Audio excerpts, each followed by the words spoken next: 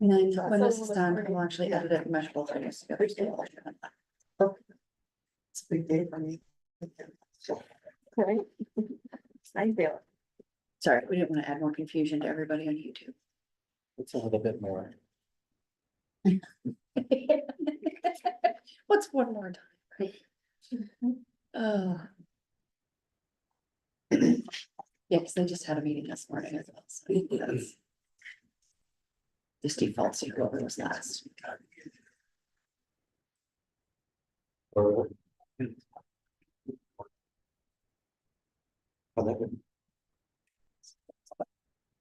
You just bring that. Looks like it's the correct one now. I will go in and just hit play.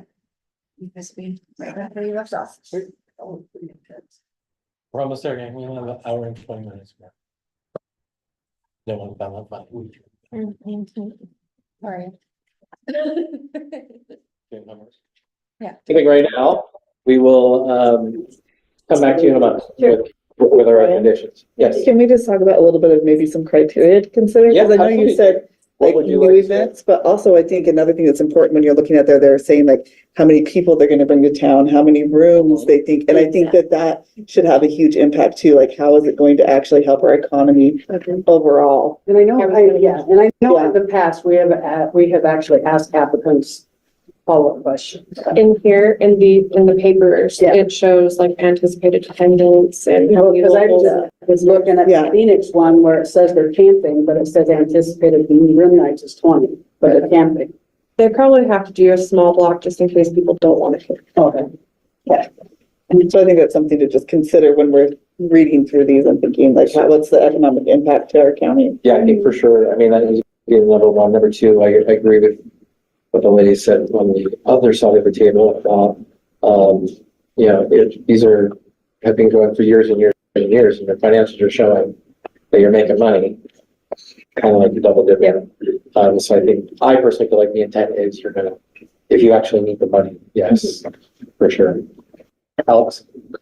Yeah, I just wanted to add that, I mean, I know that running races are definitely bringing a lot of good money to town, families, everything else, but, I definitely noticed that all of the running races are now owned by the same company, Mad Moose Events, and there's like, half of this is funded by, or, requested by Mad Moose. So I feel like we could definitely look at which of those events really needs help. And especially like the half marathon's been around for over 30 years and Close to 40, isn't it? 30, Close to 50. You know, And thank you for 50. bringing that up because I didn't realize that they were yeah, all under the same roof. yeah. So if you look at the applications, the names on them, it's all Mad Moose Events. So it's like, Which used to be a family in Moab, but no longer is that? I mean, their office is here in Moab, so I'm assuming that they are a local person. I don't know them. I think it was sold to a corporate. Yeah, well, it used to be, the ladies ran it forever, right? And then they sold it off, but then there's a couple of other ultras and, the Red Hot, that was Chris Martinez, who sold it off. And I know those events made really good money without getting grant requests. So I think we should definitely look into So what's the real benefit of those. are we supposed to review these then, and then our next meeting, then we? I think it's fairly, I think it feels like we're all in support of first time events. And we can bring this up as an additional agenda item at the next meeting. And everybody just come prepared with your thoughts, priority. Can I add one more? criteria Yes, to that? absolutely. Sorry, I would say when it happens in a year too. So if it's like an off-season event, that's probably gonna be more beneficial for us than something that happens the week after Jeep Safari or something like that. Good point, good point. I do have one question. They emailed, and Sky responded to, I'm not sure if everyone saw it, but just, Kate, do you know, is TCAB, submitting this to the commission or is it EDAB? So we're gonna get input from both boards, and then when that's happened, which I guess now will be in August, then we'll go before the commission and say, here are the funding recommendations from both boards. Does one have priority over the other? Yeah. How do is this bylaws that establishes who has this stewardship? That would be a question either Quinn or Steven. Yeah, wonder where the funds are, because I thought we've always Are these- done it. Is it TRT funds that funds us, or? I thought it was. Fairly certain it's TRT. funds.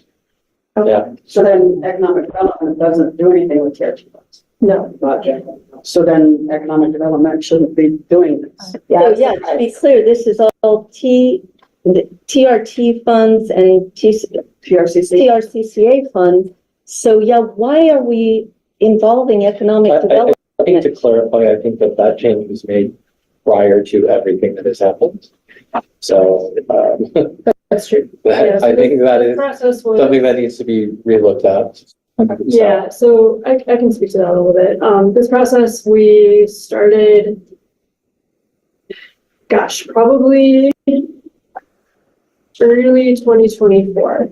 The thought for both boards' involvement was, okay, well, it was an ad hoc committee. It had representatives from both of these bodies in the past, but in the interest of transparency, why don't we just broaden it? That was my thought. I can raise my hand and take responsibility of like, okay, so now that I know it's TRT funding, we can adjust that moving forward. We went through review of this, the commission signed off on it, like including the process itself. Always happy to look for continuous improvement so we can revise the process. And maybe the state auditors can shed light on how appropriate or inappropriate it is for economic development to be spending TRT money. Yes. So that being said, I know that they have a tight schedule and they need to get to another meeting here shortly. So if there's no other questions for Kate, it's a perfect segue into the next agenda item. Thank you, Kate, very much for coming and presenting.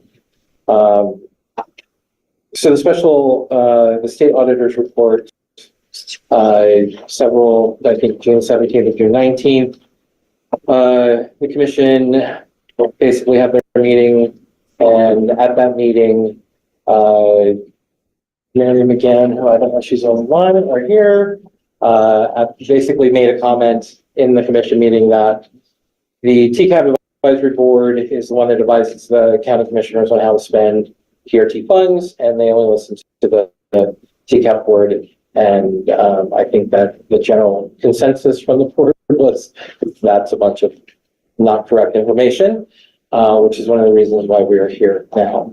I know that the community was very concerned with the state auditor's report not being able to get a copy of it in advance. Mary did go on record, and the commission did go on record in that meeting, basically stating that they were just simply following their protocol, right? They did formulate a response. It did go to Seth and Tina, and then their response was issued and made public.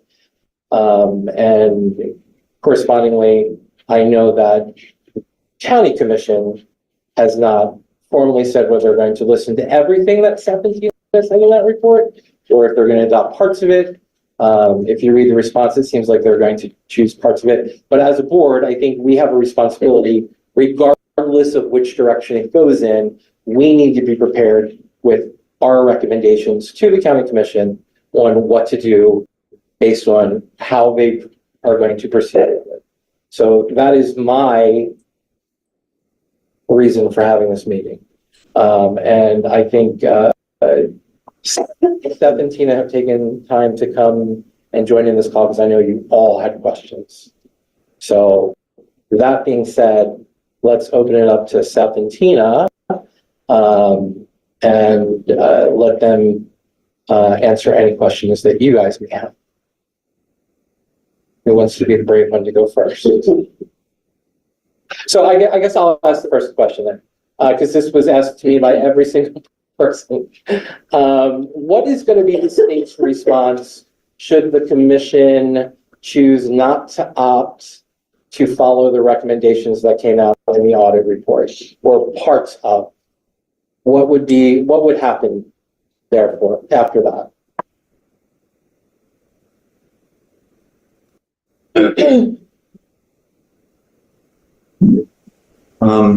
So I'm just going to restate your question for you. Sure. So your question is, what would be the state's response or your response if the county chooses not to follow the recommendations? I think both, honestly. I mean, we're gonna get into roles and responsibilities here for the TCAP board and our next agenda item. And as part of this, but I know you guys are on a time schedule. So yes, the question is to both of those. Well, as far as the state's side of things, in order for us to be able to come back and do a follow-up, we have to give them a reasonable period of time to be able to implement those recommendations. Which means we can follow back up in 5 or 6 months and look at things again. But you know, or we can wait until they're finishing up their next reporting period, which would be the end of 2024. That would be our side of things. There's no penalty. There's no the state auditor's office doesn't have any other mechanism other than issuing a report, shining a light on it, and saying this is a problem that we've identified. You need to fix it. We can't issue penalties. We have limited authority to withhold funds, but in an issue like this, I don't believe that would apply. So from our point of view, it's wait and then follow back up and do another procedure, come back in, look at things, see if things have improved, and then issue another report if needed. That would be our side of things. Your side is more direct because you're the advisory board, and you are supposed to provide a recommendation for how all of those funds are supposed to be spent. So you receive the county receives $8+ million. You should go through as a board and provide recommendations on how the county should spend that $8 million. There are some items that are specifically in code that can only be spent if the Tourism Tax Advisory Board puts it on their prioritization list. So you have a little bit of power there as far as putting things on that list or not putting things on that list, and then you represent the community. So if you present a list and it just gets completely ignored, you can make as much noise as you want to until you feel like you're heard. And then as a political entity, the end result always comes to vote. If people aren't, willing to follow your things, their next election cycle will come around and you can run for office, or you can get somebody else that will run to office that will go on the premise that they will try to follow the recommendations of the board.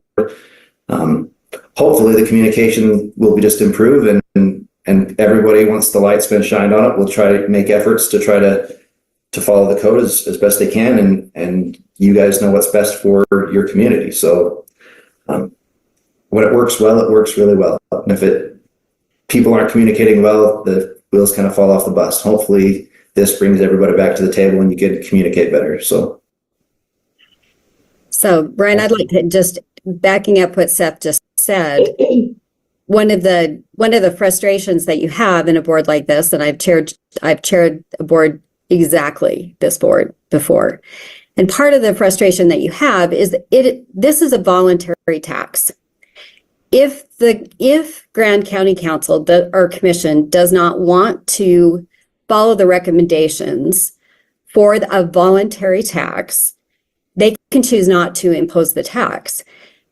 But it is not optional to use it for the restrictions that are spelled out in state code. But the auditor's office can point it out. We cannot become management and do it for them. It is still an elected body and they get to choose whether or not they follow that, and then the public gets to hold them responsible, because ultimately we report to the public and so do they. So we shine a light and you can shine a light, and I encourage you to do so. But I would like to point out the importance of the board.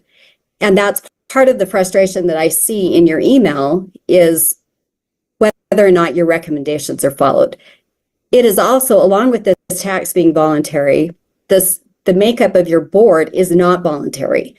There are requirements for who sits on your board, and it isn't voting members and non-voting members, it is the full board. And it is made up of members of the community who have felt the impact of the imposed tax, and the recommendations should be based on their experiences in the community and the needs of the community. And so you need to be recognizing that as part of those recommendations. There are two things that I noticed through this process that I think you should take note of. The amount of tax that is collected should be reported to you prior to your recommendations being made. They need to make an estimate of what the tax revenue will be, and then you taking that number will then go back and make a recommendations for how those funds are used. Those recommendations are required to be in a public meeting. There's a reason why that's a public meeting. You have the opportunity to present that to the public as well as to the commission, so that it is a community awareness of who you're collecting the money from and what the recommendations from those very people you're collecting the money from are for the use. So with that, I will hope that Tina- explains my thought on it. No, that was very helpful. Thank you. I know you have to go, so I have a quick question for you. In the event that we are writing checks as a county for things we have voted on, but we're not quite sure that those things are happening, is it appropriate, and maybe this is a question for Stephen Stocks, is it appropriate for us to examine the collateral, the things that we're spending the money on? Are we allowed, do we only make financial recommendations? Are we allowed to look at these campaigns that we don't trust are happening? We have to turn that over to you, or as a board, can we address that? Help us with process. So at any point, anything that the county commission does should be open for public scrutiny. Anything that they do. There are very few things that you can exclude that are not public, and an advertising campaign should be public. You should be able to see that, especially as a tourism board. I can't even fathom the circumstance where you would not be able to see what those assets that you're paying for as a community are or are not. So I can't even fathom why you wouldn't be able to examine what those are. So I don't think you need to go through the auditor's office. I'm happy to help, but I don't think you should have to. Whether or not you do that through a grammar request, or whether if they tell you no. But I would think, especially through the attorney's office, that the recommendation to the commission would be to release all of those assets. The community is paying for those; they're public assets. There's no reason why they should be restricted. Yeah, I think this is actually, one of the things that Alex and I struggled with when we took these roles was what is our role? What do we do? Because we're being told that we were told point blank to our face, you're just a rubber stamp. We write the budget. You guys approve it. That's your only thing. You don't have any say on anything. That's all you guys got to do. You make your recommendations based on what we tell you to do, and that's it. And that is not. Well, that's very backwards from how state code is written. So I would encourage you. The best advice I ever got in serving in a community role was to know your role, and your role is spelled out in statute. Know your role. And that is exactly opposite. Your recommendations come first. However, the commission does have the opportunity to not follow that if they don't choose to. But your recommendations are there for a reason, and that is to hold them to those recommendations in a public manner, so that you do have a voice. They have the final say, but you have a voice. So make sure that they're not telling you what those recommendations are. You are telling them what yours are, and then they can choose whether or not they accept them. But that's a little backwards. Just to underline this, we are, as a board, entitled to say, could you please show us the pictures that we're spending $10,000, $100,000, $20,000 here and there? Can we just look at what that looks like? And that's not interfering with departmental privilege? Daily operations. Daily operations? I can't even imagine. You're the travel council. How are anything related to tourism tax not applicable or not being able to be seen. I can't fathom why there would be a no there. Well, I think it's just, from reading our bylaws, it says we're not supposed to interfere with the daily operations of the Economic Development Department and the director. So that's, Seeing what, where are the lines on that? seeing where the money is spent and interfering with the daily operations are two totally different things. Because in order to make recommendations, you ought to be able to see what is being done with your money, whether or not it was effective. So what are the metrics measuring whether or not it's effective? And then how would we adjust that or tweak that to make it more effective going forward? You can't make those recommendations without seeing what those things have been and what those metrics are that are used for measurements. And the goal of this board is to make the best use of monies collected. How do you do that without knowing what has been done in the past, what the success rates have been? So the metrics would be part of that. I would, if I can jump in a little bit, when I read those bylaws, my understanding of that is they don't want the whole board to come in and make separate requests during the middle of the day when people are trying to work. But it'd be totally reasonable to have a county employee attend your meeting, keep notes, and the board should say, we want to see these pictures at our next meeting. We want to see the campaigns at the next meeting. We want to be kept in the loop of what's going on. You're not then interrupting their daily operations. You're providing a request as the advisory board, and they can put that wherever they need to in their work schedule so that at your next meeting, they can give you everything that you asked for. But they should give you everything that you asked for. But don't go in the middle of the day and interrupt their day. Do it at a meeting and say, hey, we want these 5 things so we can look at them at our next meeting. And they should show up at the next meeting and provide that information. It's just how you do it. I have a question. Before, you guys mentioned that $8 million and like the TCAP, and that we should look into how best to spend that. Is there a certain time frame on that money that for all your recommendations here for Grand County? So without going into the details in the timeline, because those are, look at the bigger picture there. Anything that is put into that reserve fund, there are limits on what can be in your reserve fund. But how the money is allocated, what the original use was when it's collected cannot change even though it's in a reserve fund. So that should be your overriding principle, is the original collected use and the allocation percentage between mitigation and promotion never changes regardless of when it goes in the fund. So there should be a good accounting of what those balances are so that you know what the use is going forward. Did I answer that? I think that answered. Yeah. So And as there far as isn't time frame, the statute says that it's annually. You're supposed to create an annual prioritization list and give that to them. So you would come up with and say, okay, 2020, right now you're in middle of 2024. You should be coming up with what you think is going to happen in 2025. Right? In 2025, I would bet that Grand County is going to receive $8+ million again, because they did the last couple of years. And you can say that's going to be plus 5%, 10%, wherever you think it's going to be. And then you should say, this is what we think that tax is going to generate. And you should provide that to the county prior to their budget stuff. So they're going to adopt their tentative budget by November. They're going to finalize it in December. You should have your information to them before that. Before they get too far into their budget process, you should have your recommendations. And it gives you a great opportunity, because I don't know if the community in Grand County understands how much money is going towards their sheriff's office. The TRT almost completely funds the sheriff's office, all but $100,000 roughly last year.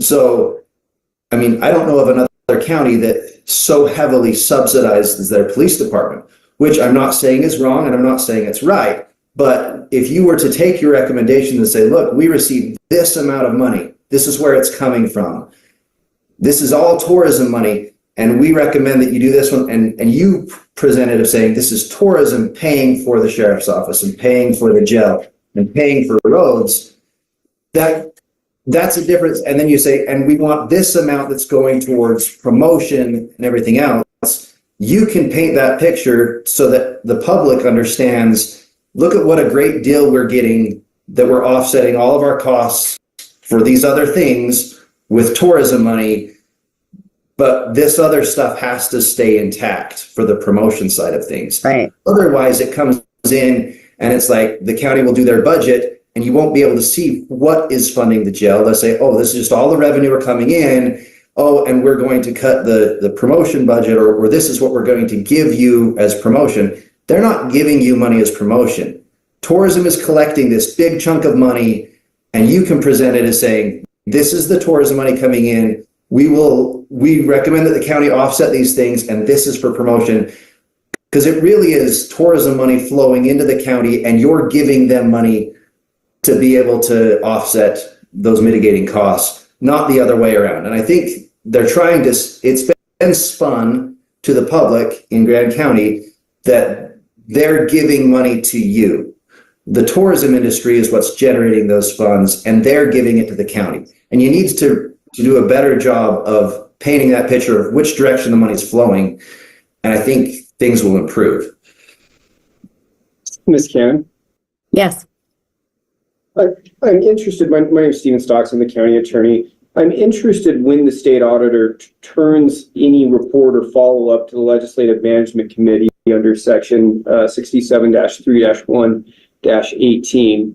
I know it triggers on a second audit, and I don't know when a second audit would be conducted of the county that has the risk of triggering that referral. So off the top of my head, I don't know. I'll have to do, if you want to send it over to me, I'll look it up and give you a better, because it just states that if the state auditor conducts an audit of an entity that the state auditor has previously audited and finds the entity has not implemented a recommendation made by the state auditor in a previous audit, the state auditor shall notify the Legislative Management Committee through the Legislative Management Committee's audit subcommittee that an entity has not implemented that recommendation. So the reason why I'm asking is the state auditor's office, and it's just serendipitous that I'm at this meeting. The state auditor's office has already, of course, made the recommendation, the findings, and that's been published. Where I stand now is I'm looking kind of where the risk that the county is at if the county fails to implement those things, or how quickly a state auditor's office would follow up. And I know so Seth kind of indicated before, we don't turn right around and come in. We're going to give you some time to implement those changes.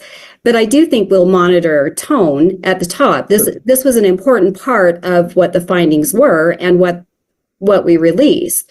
Anytime that I'm seeing an absolute breakdown of, there doesn't seem to be a desire to implement change, then there's going to be a red flag to that. And we're going to want to come in sooner rather than later to make it so that things get changed. Like I said at the beginning, this is a voluntary tax. If the usage is not what you want to do with it, which seems to be the pushback over the use on promotion, then don't implement the tax. But if you're going to implement the tax, there is a statutory requirement to use it for promotion. And it would behoove the commission to look at the definition again of promotion and mitigation, because there seems to be a conflation of those two, and there's not a conflation in code. They're very clear over what promotion is and what mitigation is. Don't mix those two. And it is up to, I would recommend that the tourism board make that very clear in their recommendations as well. This is promotion. This is mitigation. We don't mix those two. So the county appears from the auditor's report to have, in a variety of ways, misappropriated $4 million. And in certain areas, they've agreed to remuneration. Oh, we'll hurry and pay that back because, okay, maybe we didn't do that right. But it's not $1 million. It appears from the report to be $4 million.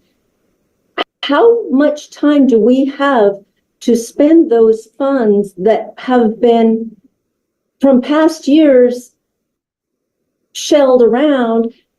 Do we get to spend 4 million this year and to say, wait, Moab, we're here? So again, the spending of money will come back to your commission for those decisions, but this is spelled out in code what the carryover can be. But as we pointed out before, the use does not change. The repayment of, you used it on the wrong thing, and therefore you will restate what the balance is under this fund, whether it is for promotion, and that seems to be where it's being shorted, is in promotion. It must be used on promotion, and you still have a statutory obligation to spend down to that level. Whether or not you spend it now or you end up out of compliance in a different area, then is up to the commission to make that call. But your recommendation should assume that they will go down to the statutory limit on what those balances are, or should be. So right now we're waiting for the financial statements from Grand County, because then part of that is they're making those changes that I'm sure that they're making adjustments that we talked about in our recommendations. Once those are made, you will be able to look at that fund balance, and we will take a look at that fund balance and make sure that it has come into line with where we believe it should be. At that point in time, you'll make your recommendations, and maybe you make the recommendations to spend it all at the end of 2024. Or maybe you make this recommendation that you're going to make a bigger campaign in 2025 and bring it back down to the level that's allowed. But that's something that you'll need to do late summer, early fall, before the county adopts its budget. Right. That's the time frame you're looking at. Thank you. So I'm going to So have I to do- jump. Any last minute questions for me? Last Yeah, I question? just have what we were discussing before with the grant, the grants, special events grants. Mhm. The way it sits right now is the Office of Economic Development and the Travel Council supposedly are supposed to vote on these, but if it's all TRT money, does the Economic Development Office, should they be involved in giving these grants? So this is, again, I'm not going to manage for you, but I would caution the county that economic diversification was removed from TRT usage. So I would be very careful to continue in mixing economic diversification and tourism when statutorily that is no longer allowed. That would be our concern from our side. I think that should be your concern from your side. I would tread lightly there. There are reasons to combine economic development with travel and tourism because it does drive a lot of what Grand County does. I'm not saying that they're not related at all, but you should be very careful on mixing. Economic diversification was removed from TRT code for a reason. I know the legislature is watching that. Thank you. And Any last questions for Tina? Seth, I was just going to say, you can look at 1731.8. That is the code section for your Tourism Tax Advisory Board. And it states it has to have 5 members.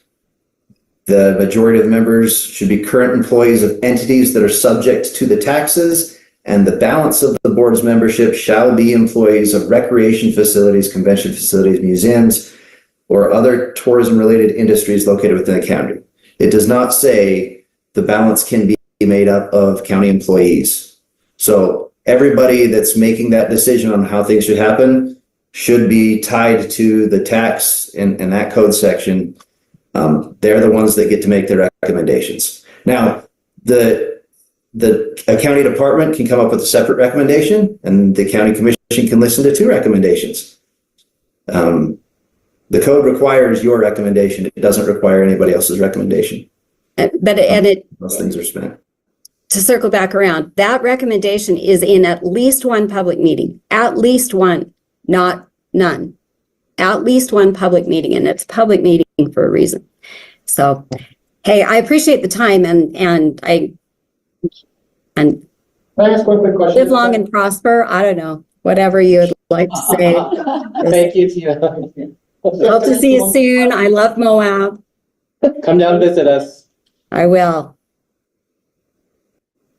Chair recognizes Brian. Seth, do you have a second to answer a question? I know Tina has to jump. I just had a quick clarifying question. Did you say that the mitigation funds need to be approved by TCAP?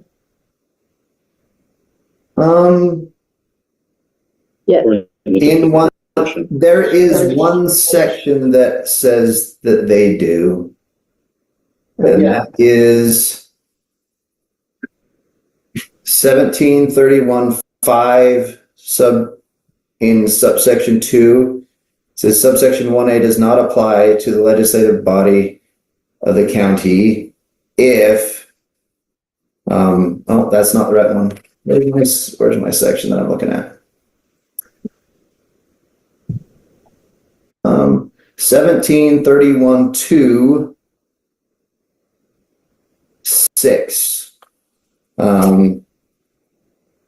It says, in addition to the purposes described in 2, the county legislative body may expend up to 4% of their total revenue generated by transient room tax to pay a provider for emergency medical services in one or more eligible towns, and may expend up to 10% of the total revenue generated by a transient room tax for visitor management and destination development if a national park is located within or partially within the county's boundaries, and the county's tourism tax advisory board created under subsection 1731.8.1 or a substantially similar body as described in 1731.8.1 has prioritized and recommended the use of the revenue in accordance with that subsection.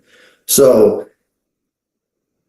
they can only spend for those purposes if the board recommends it. If the board came back with a recommendation that said, no, we don't want anything spent for emergency medical, and no, we don't want anything spent for visitor management and destination development, I would read that code, and I'm not an attorney, and I would recommend this back to the county attorneys, but as we read through that section of code, there is some level of control there of saying, yep, the county can spend it for those purposes if we put it on our prioritization list, because it says it has to be there. But if the board doesn't include that on your prioritization list, then the question would be for the county attorney, if we don't recommend this, can the county spend it for that purpose? As I read through that section of code, I would say no. And I've spoken with a couple of attorneys about that, and the county attorney could contact the AG's office, our rep in the AG's office to walk through that if you'd like. But to me, I don't think it would be a good idea for the two bodies to start fighting back and forth and saying, well, we're not going to include this and giving each other's black eyes. You're all in Eastern Utah, and I grew up in Eastern Utah, and nobody cares about you but you. So you should look out for each other. Hey, easy now. I grew up in Emery County, and I think I have that perspective of being on the eastern side of the state, where if you don't look out for each other, no one's going to. So I don't think it's a great idea to get in a huge argument about that, but I do think that is one thing that people should keep in the back of their mind. There are certain expenditures that must be recommended by the Tourism Tax Advisory Board in order for them to be spent by the county. And that section right there, if non-compliance is rampant and I were a legislator and wanting to make sure that governing bodies came into line, that would be the section that I would change, and I would add every mitigation activity to it. So if people want, if you want to have right now it's pretty open. They have a lot of ability to spend in different ways. If it was going to be restricted further by the legislature, that is probably the section of code that would get tweaked. And depending on which side of the argument or conversation you're on, you'd want to play nice to avoid that code section to be developed further in a direction you wouldn't want it to go.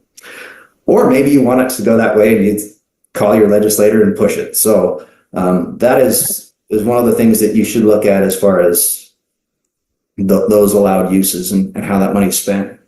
But the tax advisory board does have a level of power, and you should understand the authority that you do have and provide recommendations for that whole chunk of money. Before I came to the state, I worked with the county. I was a clerk auditor of the county, and the tendency in that county was to say, we are going to spend this money for this, and we're going to give you this amount that you get to spend for your grants and different things like that. That's not the way the code is written. The Tourism Advisory Board gets to the whole corpus of the tax, everything that was collected as tax. They get to provide a recommendation for everything. And then the commission can revise that if they feel they need to, but yeah. Mr. Overson, just to piggyback on that, let's assume that we make as a board very definite recommendations of what we would like funding to be. And then we are told by our commission that, thank you for your recommendation. We choose to not do anything that you have recommended because it's a recommendation, not a requirement. We will choose to spend money as we wish. Can you help us with that feeling? Other than that section, if you withhold recommending stuff for emergency medical, visitor management, or destination development, that's the only three uses that says you have to put it in your recommendations. Otherwise, the county does have wide powers, and they can tweak and change those recommendations. My encouragement would be come up with a recommendation that puts you on the side of being incredibly reasonable, and then if anybody argues against your very reasonable recommendation, they have to appear unreasonable. That's how I win arguments with my children. So if I provide a very reasonable alternative and they want to go against that, then they have to be the ones that appear that are unreasonable. So I have a couple questions, but they're more directed at Stephen Stocks. I don't know if you could have time. So, yeah, except you're more than welcome to stay on if you got to jump. No, I'm good. I blocked out until 5, so I'll just be a fly on the wall. If you want to ask another question, you're welcome to. Otherwise, I'll just be here. Has the county been aware of the implications of not responding to the state auditor? So you were asking timing before. And do they know right now before we just found out? the county's received a copy of the letter, and they know the obligations, and they know the things the options that they have. What's your recommendation for our board to do in response to the state audit? I'm not here to give you guys a recommendation. I'm just here to make sure that the meeting functions, give you guys your options. You guys make your own recommendation. I think from the position, Tina Cannon and Seth have pointed out good things. The things that I came here with was exactly that, a copy of what makes you guys the board that you are, what your guys' options are, and a copy of the bylaws. Those are the documents that tell you what you guys are to do. You guys have individualized experiences that I have no skills or knowledge about whatsoever. And so that's why you guys are in this capacity as an advisory board. And so I think utilizing your experience and then utilizing the things that you guys have heard about today, I think can help craft what it is that you guys want to make recommendations. But I'm not here to tell you guys what you guys should or shouldn't recommend. I think your position under statute kind of points out that you're here to make recommendations, and then your guys' bylaws says that you guys are here to provide recommendations concerning the promotion and creation of recreation, tourism, and conventions in Grand County. It says that you guys are to develop and submit a recommended marketing budget and plan to the county council, tree commission, and then advise the director as necessary, and then advise the county on the best use of revenues collected from TRT and TRCC taxes. And that's section 1 of your guys' bylaws. So that's the recommendation that I give you guys, that you guys should follow what's in the bylaws and what's in state statute. And I think I don't generally say this, but I have found this meeting to be very informative of the position of what the state auditor's office is. And then combining that with what your unique bylaws are, because the bylaws that you guys have are not the bylaws that all TCABs, or I think they call them elsewhere in the state, they call them like TABs. I don't know what the other, anyways, there's other acronyms for that. So yeah, non-answer to your question, essentially. Mr. Overson, should we divide economic development from tourism? Tourism and economic development should be separate. There are different ways that they could do that. I mean, you could say, we're going to split them back and put them in one fund and versus another fund. That's one way you can do it. They could have, hey, it's all in one fund, and this department in that fund has a separate budget from the other ones. We're not management, and that's going to be a management decision that the county auditor and the county commission can decide on how they're going to divide out those funds. But it should be tracked in a way that tourism is separate from economic development. And that's one of the recommendations in our findings letter, was with salaries, there should be some sort of time study. Those employees that are, that are splitting between the two, they should do some sort of time study and just determine the percentage. Maybe it's 50-50, maybe it's 60-40. But that percentage should be tracked, and then their salaries and benefits should be split between those qualifying and not qualifying activities. So yes, they should be separated out. There are different ways that they can do that one. You could argue that separating back into separate funds would be the cleanest, but the county has discretionary authority to decide how they separate those, as long as they're separate and tracked separately. So To go off what Lori said, we did advise the county to do that a few months ago, 6 months ago. Last July. We keep on losing members of the travel council or economic diversification, for marketing or for tourism. I think we have one left on the payroll. They're actually, everyone that works in the travel council is actually under Office of Economic Development. Is that other than our film person? Gosh. And that's why when we did our procedures, I was the one that was there. We pulled their job descriptions and looked at what they were actually doing. Even though they're all reporting under one department right now, we looked at what they're actually doing and made the divide was pretty clear. These ones are tourism. These ones are economic development. There may be a couple that are splitting time. They need to look at what they're actually doing and split their salary appropriately. So.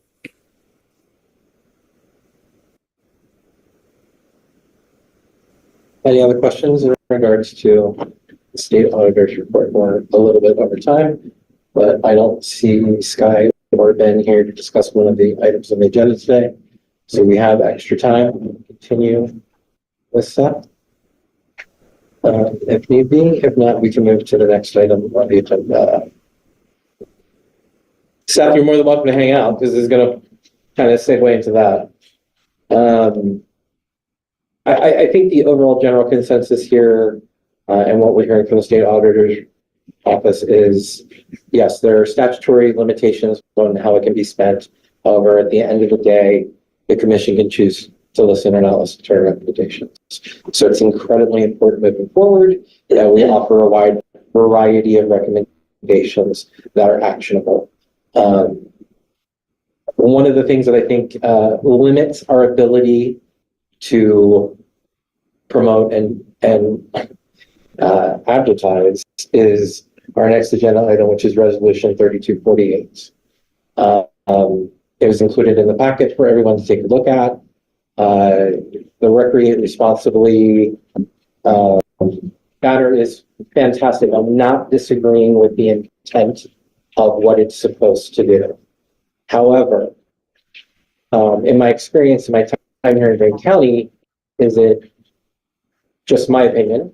It is wielded as a weapon to not support advertising or promotion that doesn't fit the whatever the current direction the wind is blowing in on the county commissioners board. For instance, 2 meetings ago, we requested some information. We have yet to receive that information from Love in regards to social media paid advertising. Lori tried to follow up on it, and we were told that we're sticking our nose into business that doesn't concern us, is basically what I was told. And it does concern us. If we're spending TRT funds on something, we have a responsibility to see it. And my point being is, if we have this proclamation 3248, and it says that any kind of promotion or advertising needs to have this message, who approved that? And according to Love, it was Sky and Ben who approved it on May 6th.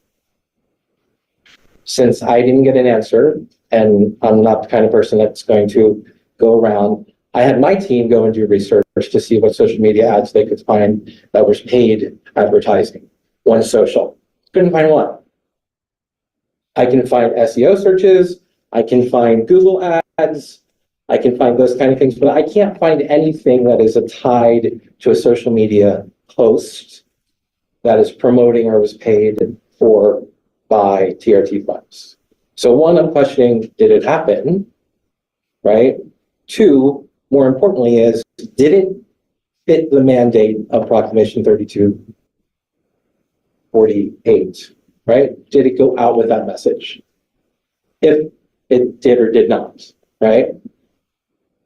My recommendation would be, due to this proclamation, that we need to come up with an alternative that will allow, because when I hear recreate responsibly, I immediately go to, and I think most of probably the commissioners go to, trails.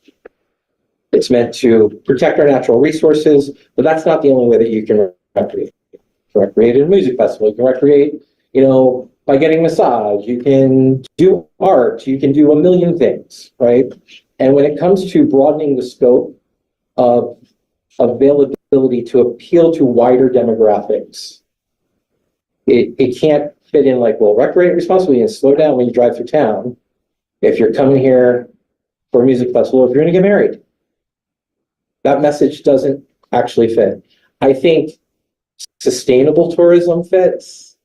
I think regenerative tourism fits.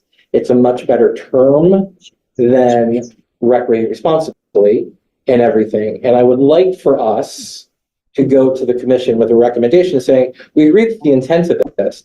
However, we need to have some alternatives that will open up additional umbrellas for tourism that I feel currently aren't there. So that being said, I would like to hear, since we are allowed to discuss. Yes. Very well. You're welcome. Sharon, you had a. Well, I just think sometimes the commission has used this policy for not, the bad word side by side, or any off-road, anything that we want to do with off-road, anything. Even, they were against us even doing a video for responsible recreation off-road because they didn't want off-road seen in any videos. So it's limiting who we can target. My personal opinion is we don't have to advertise for off-roaders to come here. They're going to be here, but it's not very, the way everything is being done right now with our responsible, recreate responsible, do this, don't speed, don't do this, don't do this. It's very negative. And it's not welcoming. And we need to welcome everybody. Everybody, every user group, we need to welcome here. Agree. Anyone else?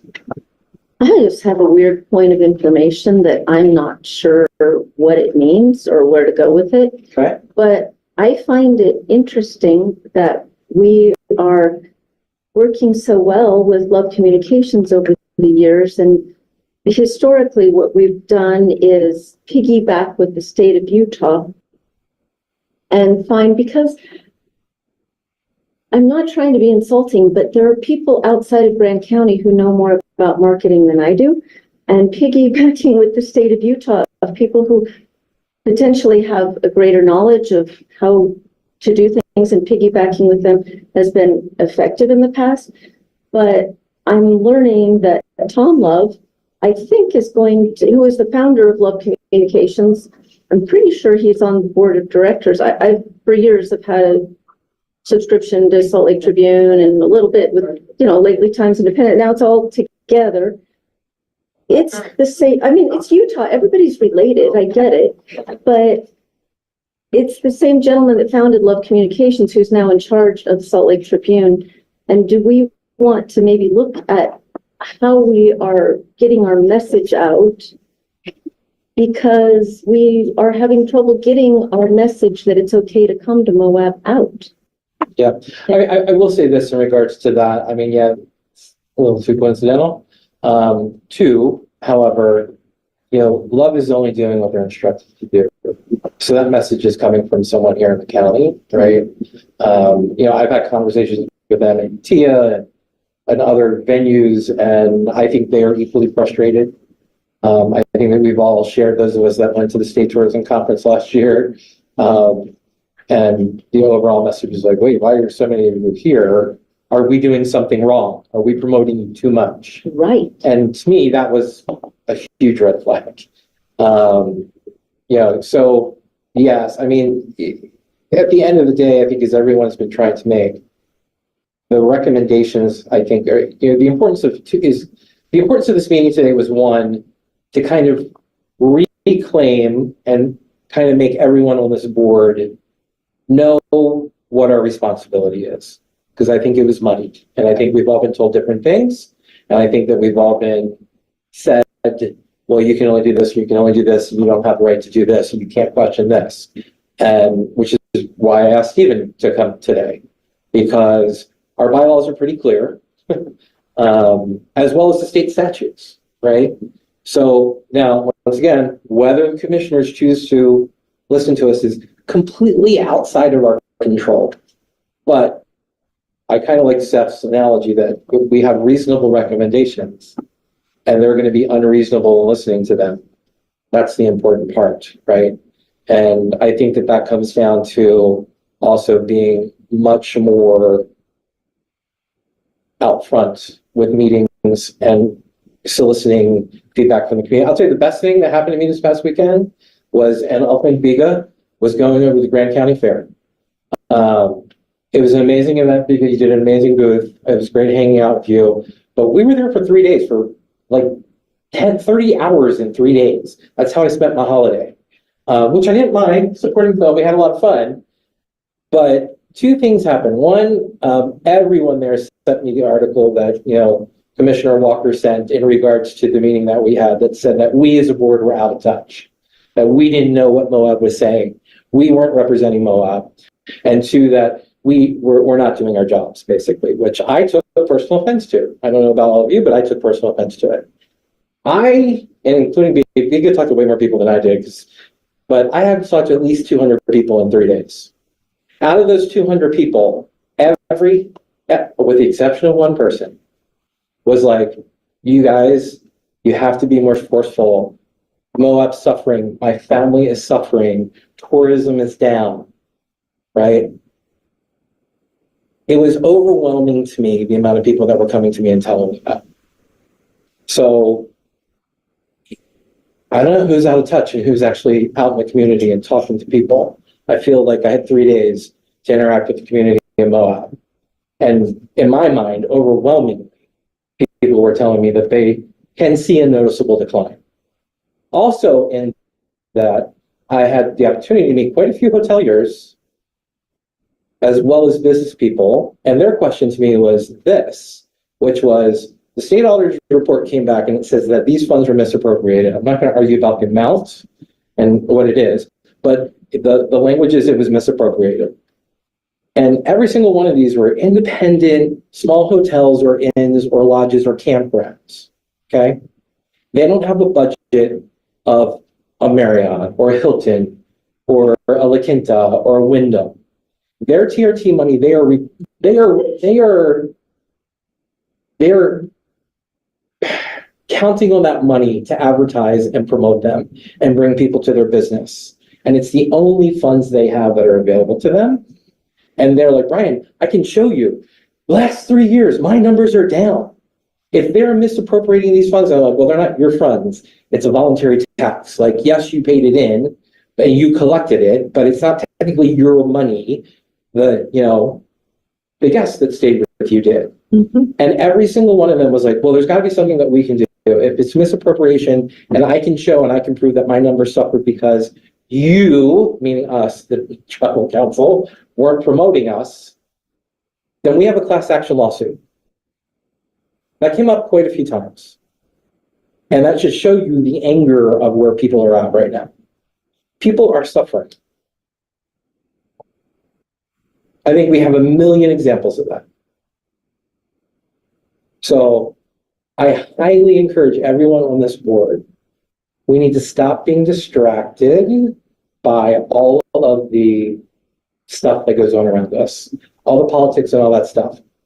We have a very clear-cut agenda to make recommendations, to advertise and promote. And I really want us to start going strong and being more forceful in our recommendations, whether it's listened to or not, right? So I'll get off my soapbox now. I'm trying to kill time. Any thoughts? Anyway, it's a discussion, everybody. You can all join in.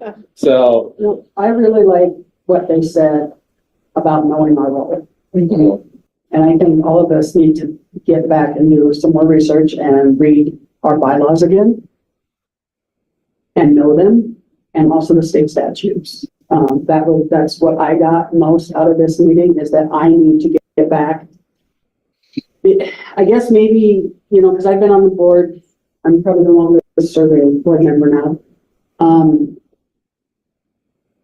And I probably have gotten a little lax because they don't listen to us. And so it's like, so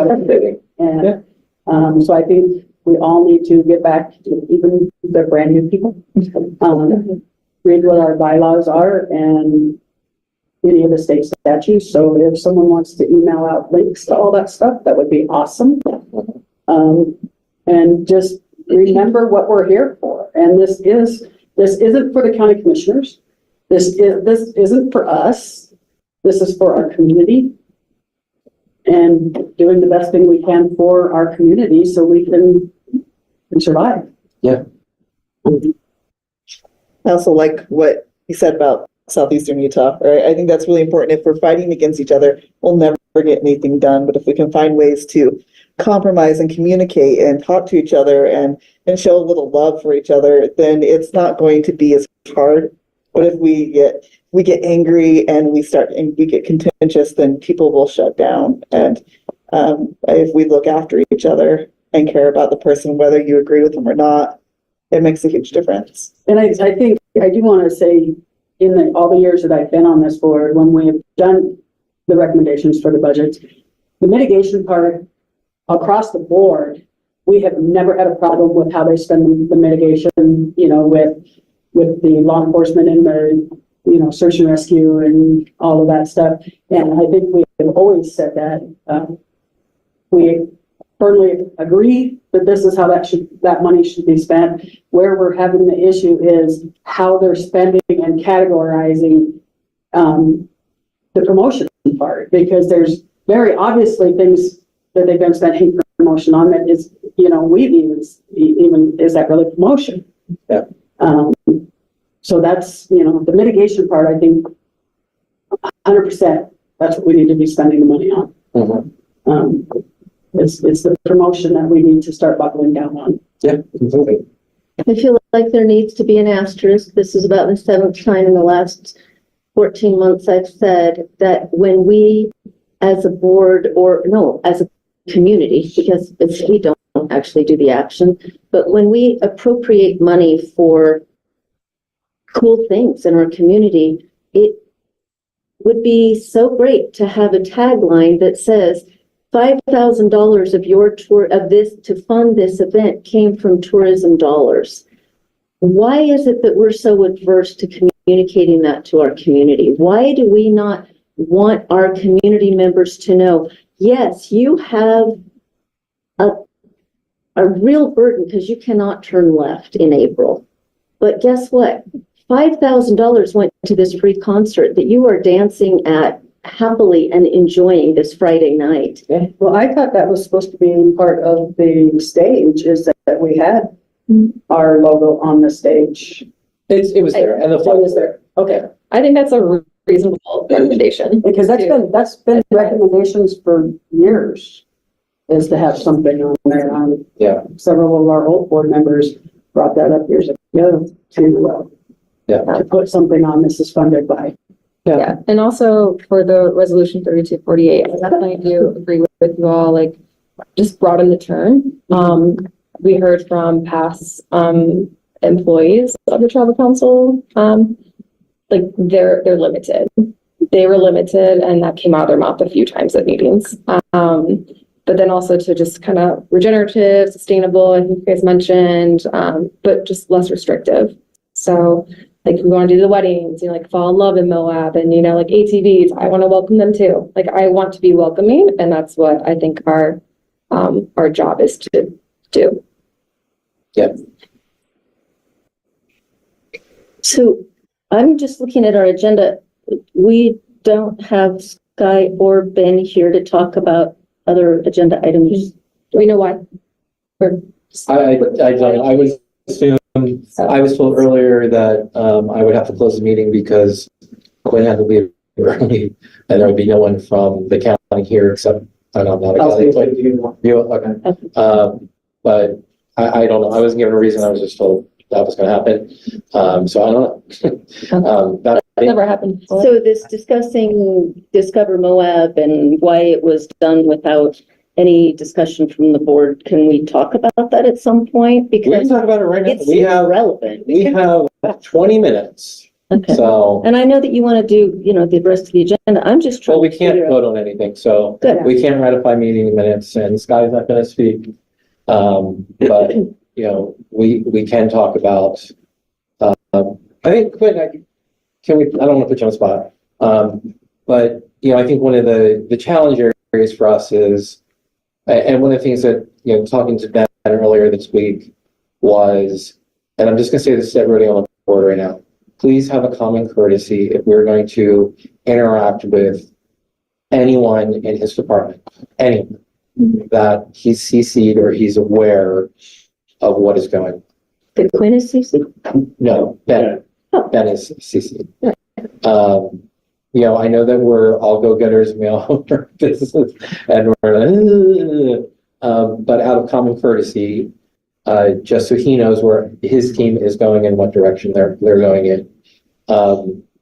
My general consensus is that TRT is funding it, and we've asked for it, or worse yet, like we were promised in this meeting that information was going to be shared with us. It should be shared with us. The social media ad is the most recent example of that. It's not the only one, but it's the most recent one of that. But when, to kind of put you on the spot, from a county standpoint, where shouldn't we tread when it comes to inner workings of the department? So I would say this is, when we try to encourage this, it's far from perfect, but with the county commissioners as well, we try and limit commissioner interaction with departments and especially with staff Mhm. And I would encourage the same thing from a board. I would encourage you guys to act as a body and to then suggest or say, hey, ask, I guess is an appropriate word, for results to be delivered at the next meeting. And I think that those are all very appropriate requests. And I agree with you completely. If you guys have asked for certain things that have been dropped, let me know. I will follow up on those. I think that's a very reasonable request from the Travel Council Advisory Board to the Travel Council. I think that in the past, anyway, like a lot of people come and talk to me, but I think there's been, and obviously the commission as well, I'm sure Stephen's aware of some of this, where a commissioner will go to someone in a different department and say, I want you to work on this. And that just breaks down everything. It creates chaos. And so I would encourage the board to not interact with the staff, like outside of kind of the meeting, the board recommendation. Any sort of time the board, is unanimous specifically and says, hey, we'd like to follow up on the next meeting about A, B, and C. I think it's very appropriate and reasonable for that to be delivered to the Travel Council Advisory Board. And I think that the advice of the Travel Council Advisory Board is important. It's kind of an important role of local government. So yeah, there are any instances where someone's saying. So I can think of a few at least, but just should we maybe get together as a board and send them to Brian, like, hey, this hasn't been answered, and then send it to Ben and Sky with you attached to it? Is that the best? I mean, I ideally, okay, you send it to Ben and he does it. If Ben doesn't, come to me. I don't need to be CC'd on every email. so if things aren't getting done. If things aren't getting Yeah, done. that's what I'm asking. Yeah, like Yes. yeah, like, And so I have a couple, like, I think Brian should be the one that, yeah. Yeah, and the chair of any board does enjoy some certain privileges that are not afforded. They're not extravagant, but they are. That seems so. Managers once a week, but that's about it. It's like, okay, we were told we would get this. Another example, last year I voted we had three options, like 100,000, 150,000, 300,000 to fund data collection on a dashboard. And I'm like, spend the money. Let's get as much data as we can to analyze this and break that down. And it was promised that this would be available to anyone in the public. And we can go back to the public meeting on the record and see anyone who wants to access this information can.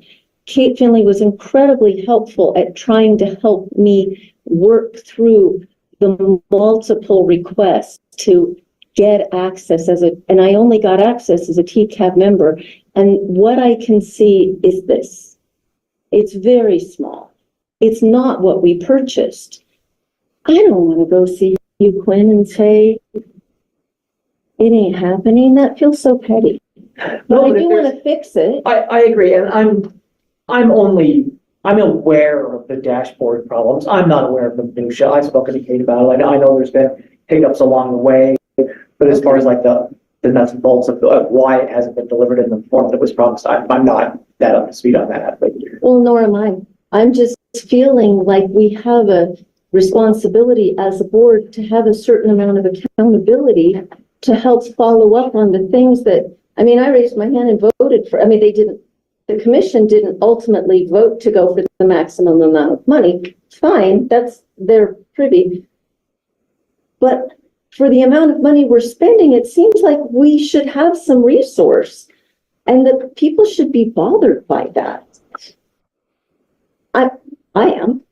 I mean, I'm not, my hair's not on fire, but I'm trying to gather data and information to be able to prepare for meetings, make informed decisions based on, if we're being told by people in the newspaper that we're not serving the community appropriately because we are not thinking of the community as a whole, that's a pretty big accusation.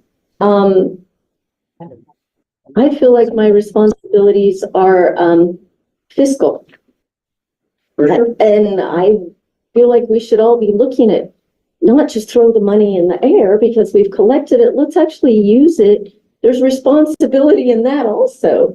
So for me, I feel like that dashboard and several other places are places that we are just not getting the job done. I don't know why.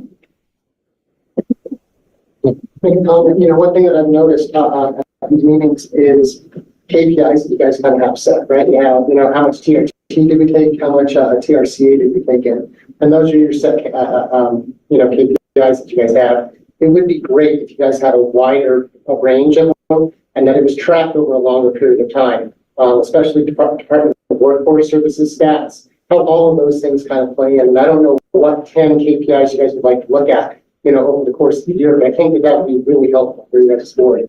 Well, and that should be available on the dashboard, Yeah. all of that. But I don't know the last time we were told as a board, and I've only been on here a year and a half, that what we spent compared to what we got, there is no accountability there. We literally just get here and have coffee and chat and go back to our jobs. The amount of resource that is the talent that's here at the county level and at individual businesses, what we would all have to be compensated for this 2 hours plus the several hours of preparation to be disregarded is kind of an embarrassment.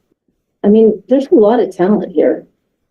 We should all, that reasonable that Seth was talking about, I parented differently, but I still want to be, I want to work well with others. Yeah, no, I get it. I think it would be very helpful to you as a board and both for Travel Tax Advisory Board to see exactly what was brought in 2023 and what was spent out. You still have not seen that report. Last year, the report was not delivered until November. There's no reason why you shouldn't have those numbers because all the collections were in by February 29th and the budget for the entire year was approved in December of 2023. Why does the public have to wait so long to see how this money was spent? And it's a one-sheeter. It has all the TRCCA income and revenues, all the TRT revenues, all the fund balances, which are questionable, and all the money that was spent.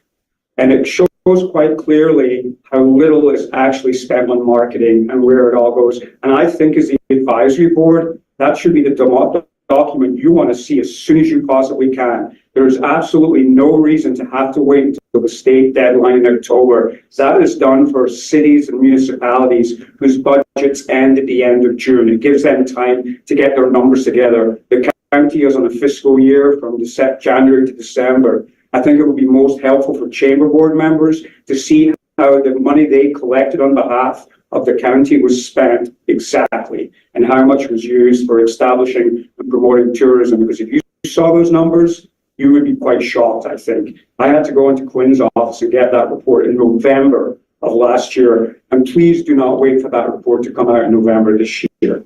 Yeah, to follow up on that and that concern, Howard, way back when we had the economic summit in February, was it February? I can't remember when you originally asked this question.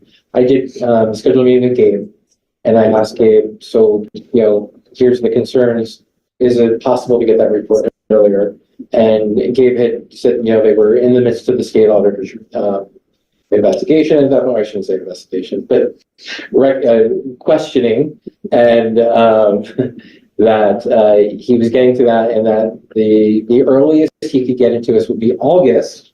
And internally, the reason being is he has started a process where he sends it to two auditors, one an auditor outside of the county and one an internal audit team. And he didn't want to, for Gabe, and I genuinely took him to be very sincere in this, was I know what the concern has been with my predecessors and what has happened.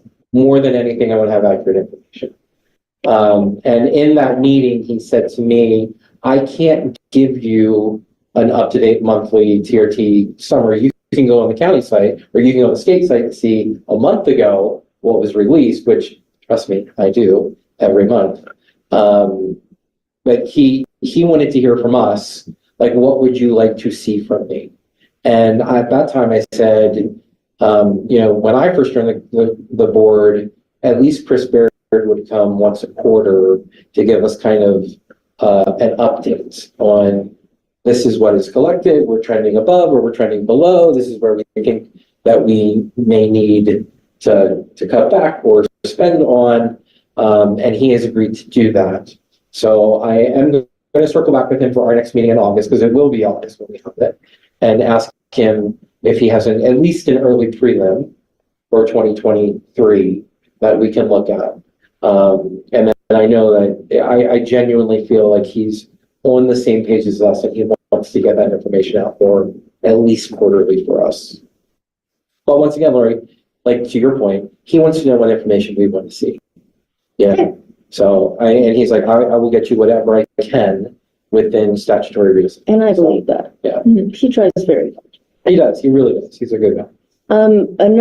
Go ahead if you've got, are you Oh, no, I was gonna say, so we can, as a board, send it to you, just like. Absolutely. Yeah, please do. I'd be more than happy to fill that through Ben and Sky, and hopefully we don't have to see Quinn.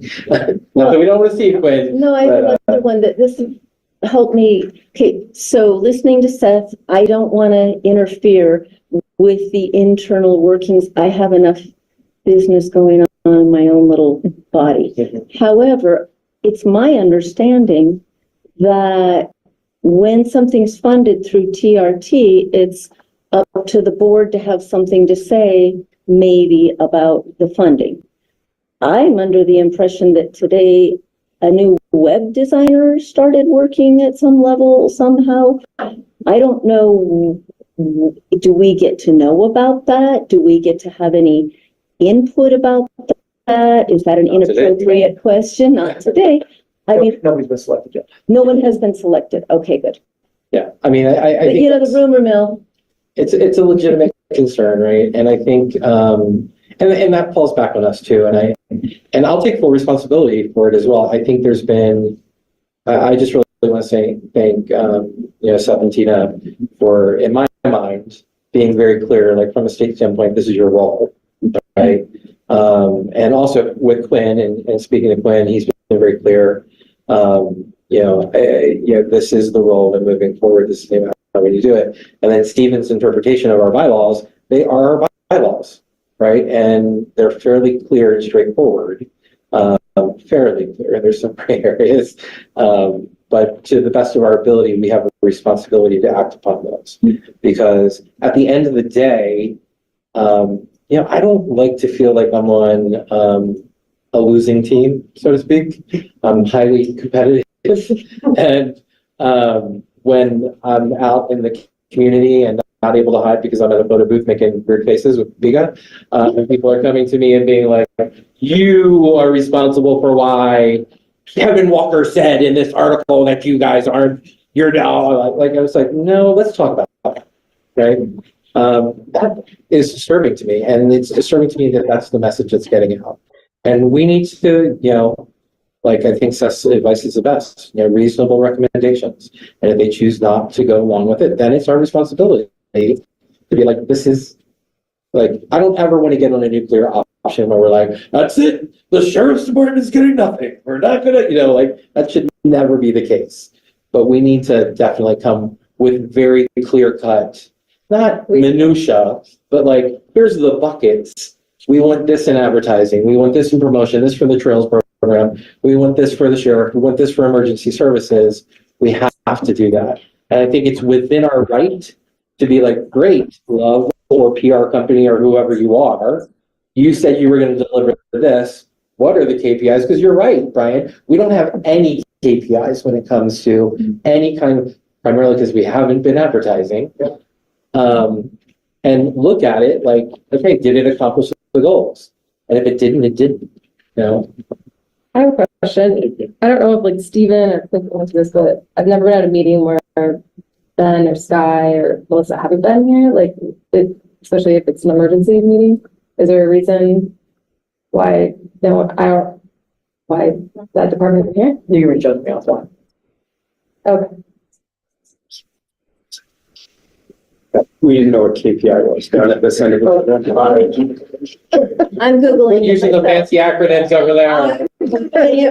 Key performance indicators. Thank you very much. Never worked for a corporation, did you? So, No, I've never worked for a corporation. There you go, that's fine. okay, with that being said, we have 8 minutes left. I'm happy to keep you all here and continue the suffering, or I really want to thank everybody. Quinn, thank you for coming. Stephen, thank you for coming. Seth, thank you so much. Thank you. Those of you citizens that can be here, always appreciate you guys being here. I hope this will help reset and get us in a position where we can move forward from here, and actually get some things accomplished. So, any last minute thoughts, concerns? All right, have a great rest of the week, everybody. Thank you for your time. Thank you. Thank you.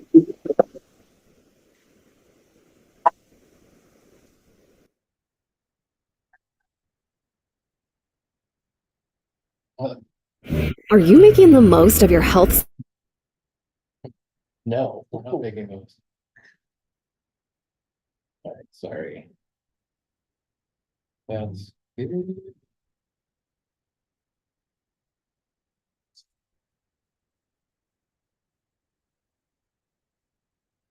Okay, so let's proceed with the next agenda item, special events. What are the recommendations from the board about what you would like to see grant money spent on?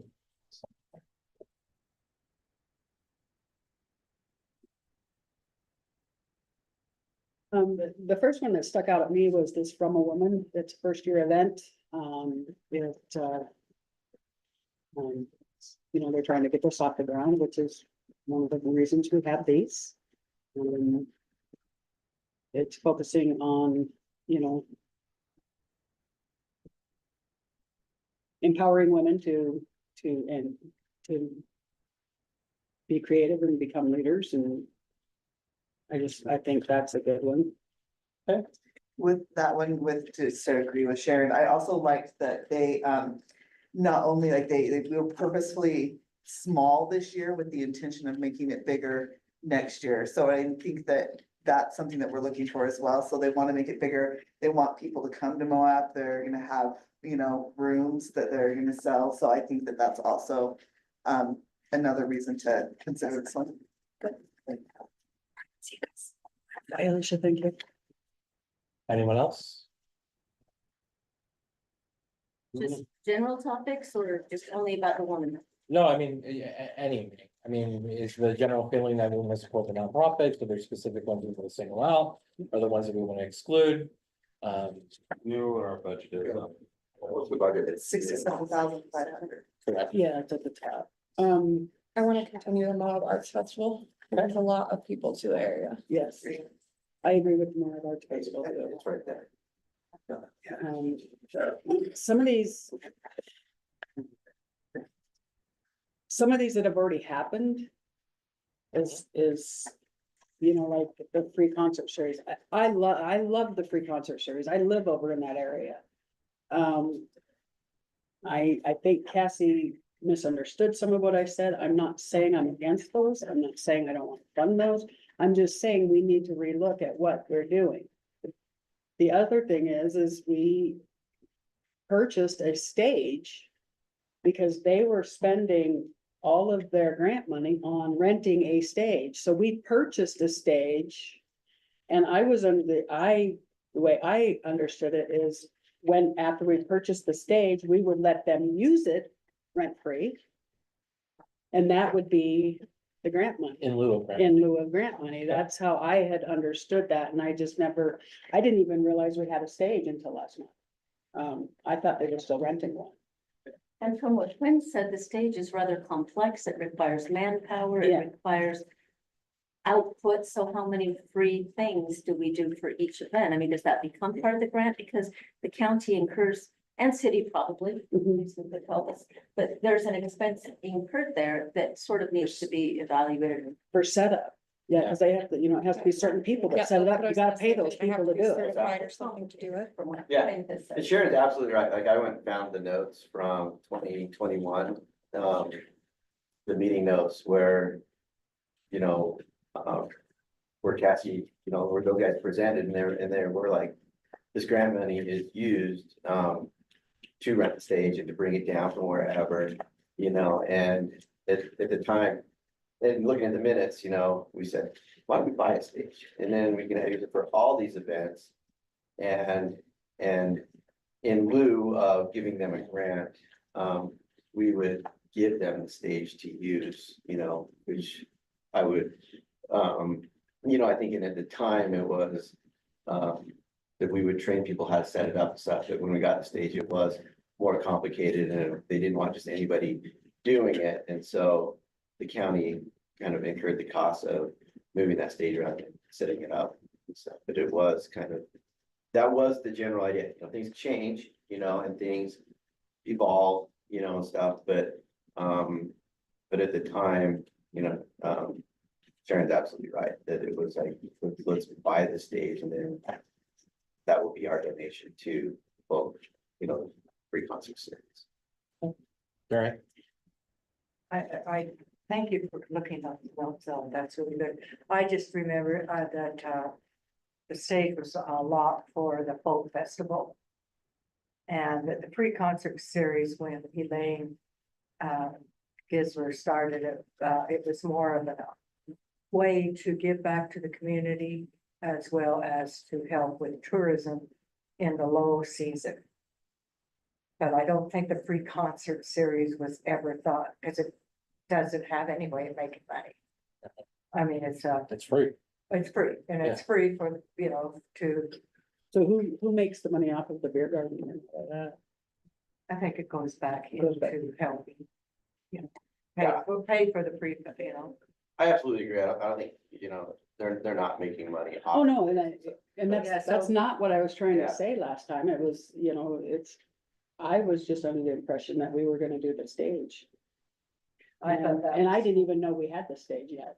Isn't that lovely?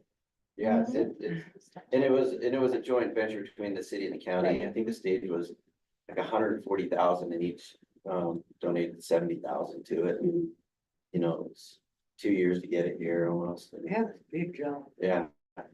So. And the train. I'm all for the free concerts. We Okay. as a company have written checks to Moab Free Concert Series because quality of life, we actually live here too. And we believe that Moab Free Concert, this year we tried to sponsor Rotary's car show, which I think is one of the coolest things. We try to write checks to things that we believe in. So I'm kind of coming from that point of view. Where am I willing to spend my dollars to invest in community quality of life? I still beat my little drum, and I would be inclined to vote for continuing funding for the free concert series if they were to produce a 30 by 20 or 10 sign that says paid for by tourism taxes for your quality of life. $15,000 of tourism taxes. I think They have a logo. They just have a They logo. just have a logo. But I mean, I literally said this to Cassie, like, if we're gonna contribute something, I want people to know who it is in the community is investing in your dance festival. I think that's something that there's a disconnect. No, and I've always tried to champion that, like on anything that we do, like we've talked about it before, because I think that just automatically on that stage, it should say, this stage was purchased with, transient room tax funds and, from Grant County and RAP funds from the city or something like that, it should be, on everything we do, and it should be, even events as we do, have something that says, part of this event will put forth through a grant, from, the Moab Travel Council or something. And they should know the amount. Yeah. In my opinion, until I started diving into some of this stuff 4 years ago, I had no idea how the money chain worked. Follow the money. I started writing really significant checks monthly for TRCCA collections that we did as a company, but I didn't really understand where that money went or how it got used.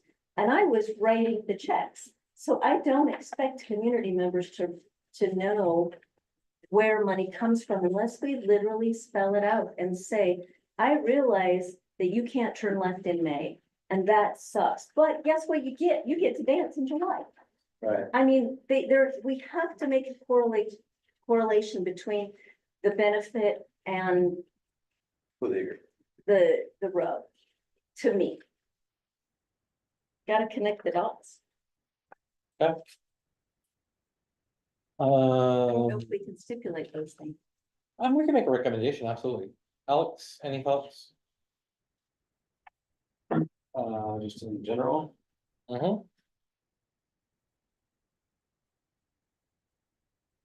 Yeah, it's a tough call to, you know, what the ask is here is more than twice what we have to give out, so. Do we give people, you give all the events a little bit less than that they want, or do we just try to cut some out entirely? Do you prioritize ones that are really trying to get up and running? I would agree to that. And ones that directly benefit, like for concert series, I'd be down with that one. Some of these other ones, the running races are great. They generate a lot of funds, I think, direct spends and money coming in. But it's the same company asking for, you know, just about half of the money in here, so I think maybe we can go with a little bit less to each of those events.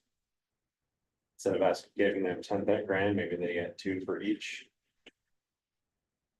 I would agree with that. Yeah, just. Or less.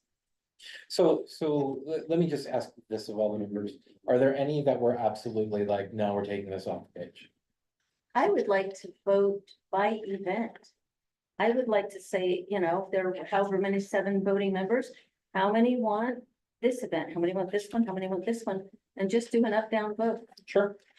And just let everybody kind of, because everybody might have different feelings. Yeah, well, it's fine. Would we vote for the total amount or just? Just in general, do you want to Or find are or you- not find it? So I think the general consensus should be that whether we're gonna approve it or not, so which ones are we in favor of? And then whatever the 67.5, do we just evenly split it? They all get a share? Or do we wanna, like, we definitely know this is a nonprofit, this is their first year.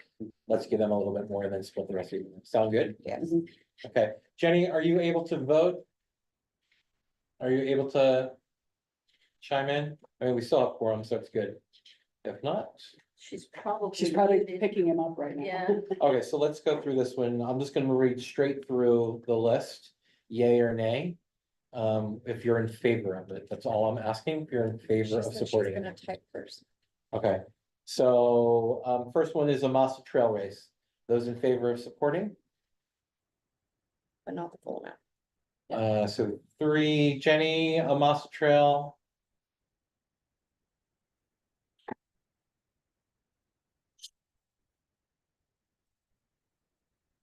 Okay, I'm gonna say yes, so this one will pass. That's 4 out of 7. Arches Ultra, yay or nay? Alex, Rebecca, Sharon. I will say yes as well, that's 4 out of 7. Behind the Rex, Ultra. Sharon, Alex, A lot Rebecca, of people.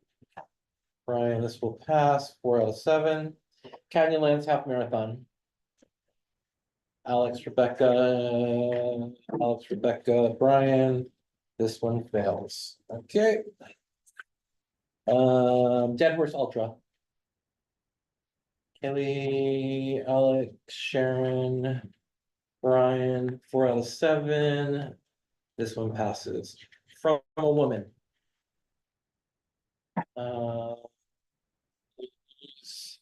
6 out of 5 out of 7. This one passes. Moab Arts Festival. This one passes. Moab Canyons Endurance Ride. 1, 2, 3, 4 pass. Moab Folk Festival. 1, 2, 3, 4, 5 pass. Moab Free Concert Series. With One- the caveat. Yeah. 1, 2, 3, 4, 5. This one's unanimous. With caveat. Okay. When you say 7, you're not counting me, are No, you? Okay, good. no, I'm just saying Jenny. So, Okay. Moab Music Festival. Yes.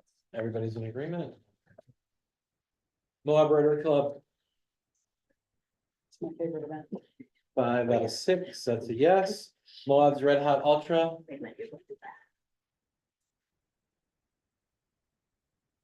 Moab's Red Hot Ultra is 2, that fails. The Phoenix Moab Experience. Interesting, but not that much more. Yeah, Yeah, it's so Yes. much. That's a lot. So less. 1, 2, And then- raise your hands if yes.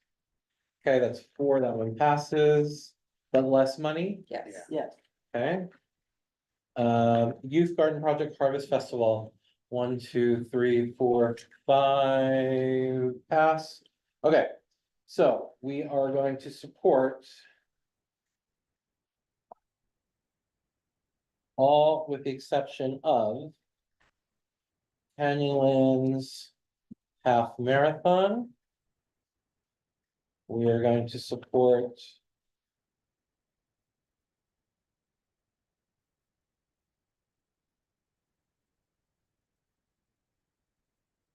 not going to support the Moab Red Hot Ultra. Okay, it's not bad. There's only.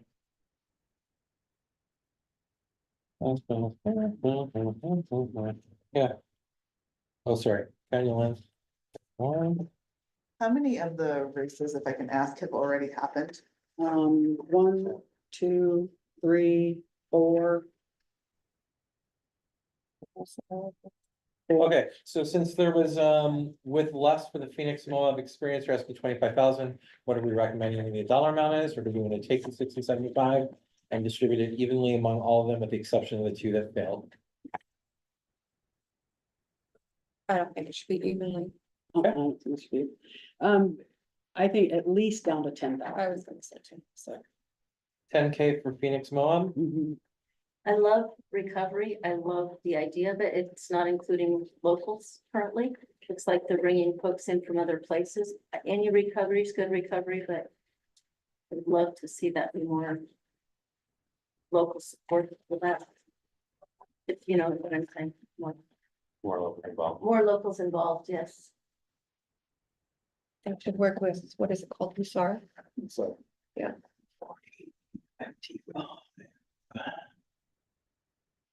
61, 71. These, away. So if we don't have enough to give everybody the full amount, what are you guys gonna give everybody else? You said you want to give Phoenix Moab 10K of Well, 67.5. Or, that's would be the highest, is Yeah. 10K. Okay. And any of the trail races, we're talking about reducing down To like 2, 1,000 to 1 to 2,000. 1 to 2,000. The events have already happened and they said they're gonna happen Are there- anyway, whether we help or not. Are there any events that we do want to fund their whole amount of? So I would like to fund, From a woman. Yeah, I agree. I would also say the youth garden, yeah. I agree with And that the youth too. garden. Because For their sure. amount wasn't that much. Okay, so from a so- woman gets full amount, which is 5,500. I know this is taking us back a little bit, Brian. Sure. But if we're thinking about the races, all going to the same company, and a lot of them have already happened, would it be smarter to ask them to put it in the event that hasn't happened yet, that's gonna give us the most return on our investment? And I think that the Dead Horse Ultra, which is in November, which is a time when we need people to come, might be more effective to give them everything they're asking in one race as opposed to splitting it up. And then it also means we're giving less money to one company, and maybe we can take that money and put it in something else. That makes sense. I like that idea. All in agreement on that? Yes, no? Show of hands. 1, 2, 3. Alex. Sure. 4, 5, okay. So everything will go, all the ultra events will go towards the Dead Horse Ultra. We'll fully fund that so you're way. giving 10 grand for that one event, is what you're saying? We haven't decided the amount yet. It's the only one of them. Oh, I get it. So we don't do any of their Because the other other ones have races. already happened. Okay, I'm with you. Yeah.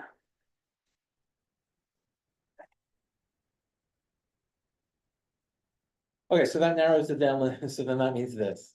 We have a Massa Trail Race. Is a no.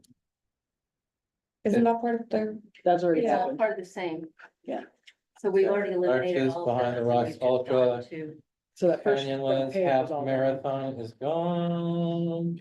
Danvers Ultra is the only one that passes, Funny Woman Pass, Moab Arts Festival Pass. Moab Canyons Endurance Ride.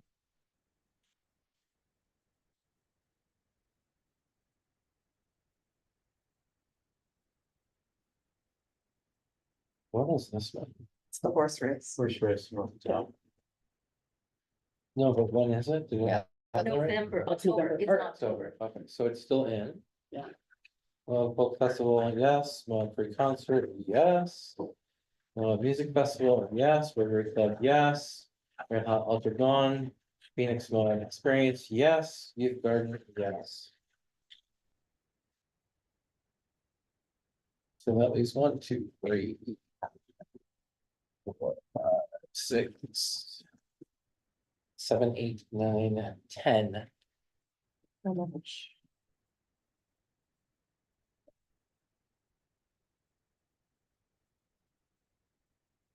Can we go through, I'm just trying to start the funnel and look at it smaller. Yeah, Which events do you feel like should be funded fully? I mean, do people have strong feelings about going that way? I think the small ones, yeah, I mean, So Yeah. We're already there. The With- garden. The full, from From a woman. So with the ones that we've selected, with the exception of the Moab Phoenix experience, or the Phoenix Moab experience, that's $67,000 to $625. Okay. So we're $125 off, but that doesn't fund the Phoenix Moab experience. oh, I came up So- with 74,000 With Without- the, without Phoenix experience. yeah, I didn't put that one in there, so, because I didn't select that one when I was doing the math, but everything else in there. Oh, and the canyons, I don't have the Moab Canyons Endurance, right? Sorry, my math's wrong, never mind. Yeah, so I'm at 74,625 and that's without Phoenix experience. Which that's So we would have to $6,000. cut some down, yeah. What is remind me what the red hot is? Isn't that the same thing? Same, It's another ultra. we already scratched that one. right? Yeah, because that was in June and February. But also, Yeah, it's third, All right, Valentine's Day. scratch. Moab Music Festival broke it down for us already, 2,500, 5,000 and 2,500. I think their holiday series and their winterlude help with our off season, and so maybe we do 5,000 for them. Good. That cuts that in half for us, and that works in with what we are needing. So now we're at 69 without Oh, so close. Phoenix, but that's without Without Phoenix. Phoenix, okay. I mean, would $5,000 help Phoenix instead of 10,000? I think they're gonna do it anyway. So you just want to make the Phoenix amount 5,000? Because they're, I mean, it's camping. Right. And they're not eating at restaurants and they're not staying in Yeah, hotels. so that's my other concern with Yeah. that one. It's- I mean, I love recovery, don't get me wrong. I just. Although I was saying to Jenny that what if we did fund it a little bit more, maybe they could do more advertising, bring more people here, and then some of those people would stay in our hotels. So with, Yeah, I think they said that some were going to stay in Yeah. hotels, so with, but if we add 5,000 for the Phoenix experience, we're now at 74,600. So back up to where we were. So we still need to cut. Well, where are we with the Dead Horse Ultra?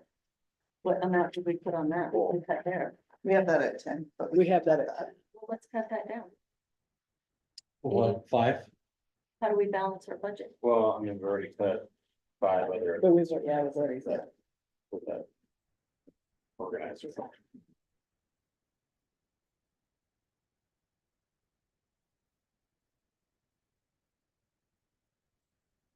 The options of the Moab Arts Festival, which is still getting 10,000. You have Moab Canyon Burn Card, which is still at 6,000. The Folk Festival is still at 10,000. The free concert series is still at $15,000. So Do we trim the folk festival then? What if we take 5 and 5 off of there? That's 10,000, then they're down to 64. 5 and 5 off. the- 5 off the Moab Folk and 5 off the free concert. Well, I don't think she can do the free concerts without. Well, you're right, because we're doing the stage. You're Yeah. right, you decided that. That's good. There you go. So 10K for Moab pre-concert, 5K Moab Folk Festival.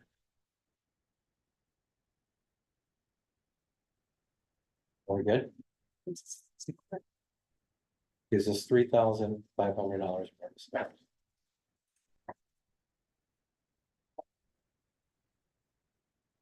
Anyone you want to add that to? Do we need to give it all away if one struck? We do not. Can you carry it over? We can completely.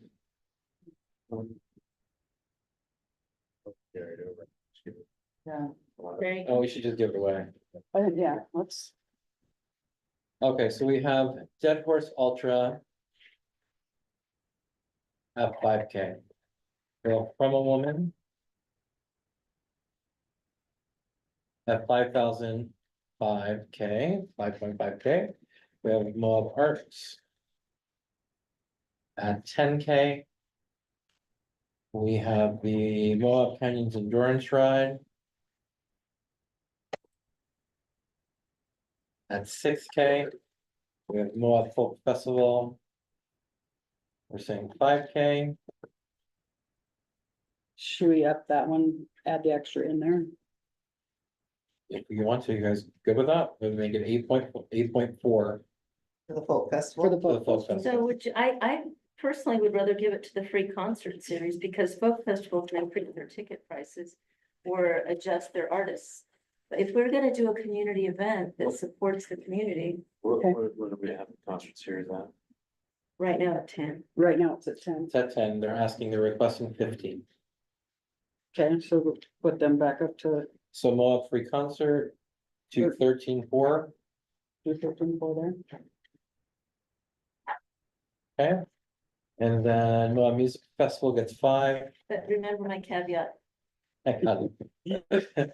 Moab Music Festival gets 5, Rotary Club gets 5. Phoenix gets 5.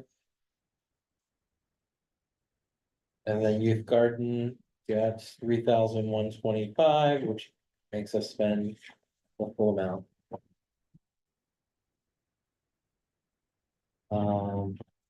Sound good to everybody? You need a motion? Yes, please. I make a motion that we fund the applications for the special event grants. Dead Horse Ultra, $5,000. From a Woman, 5.5 thousand. Moab. I can't read it. Arts Festival, Moab Arts Festival, 10,000. Yep. 10,000. Yep. Moab Free Concert Series. No Moab Canyon. okay. Endurance Ride. Oh, the Canyon, yeah, Moab Canyons Endurance Ride, 6,000. Moab Folk Festival, 5,000. Moab Free Concert Series, 13.4. Moab Music Festival, 5,000. The Rotary Club, car show, 5,000. The Phoenix Moab Experience, 5,000, and Youth Garden is 3,125. Do I have a second?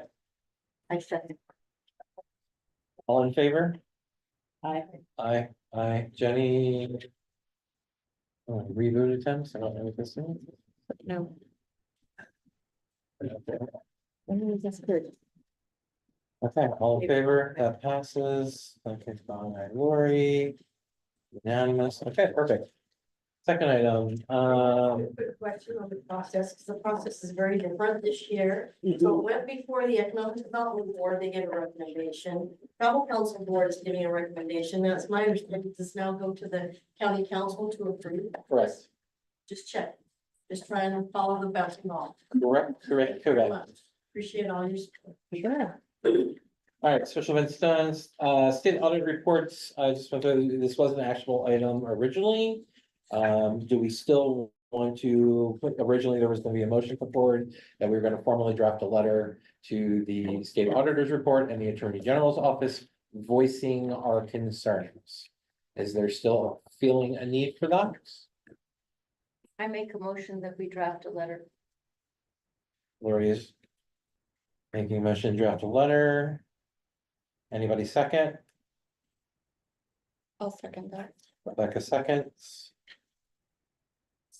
All in favor? We have some discussion. Sure. I think yes, I think we need to do this, but I think we need to be very careful. And we need to think long and hard about what we put in this letter.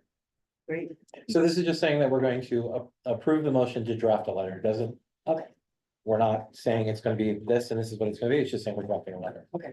Okay, If we don't like the letter and we can't agree on it, then we just don't Okay. send and it. we can discuss it, what the specifics are at the next meeting. So we're gonna discuss like the purpose and the intent Correct. in the next meeting. Correct, we're just saying that we're gonna draft a letter. Okay.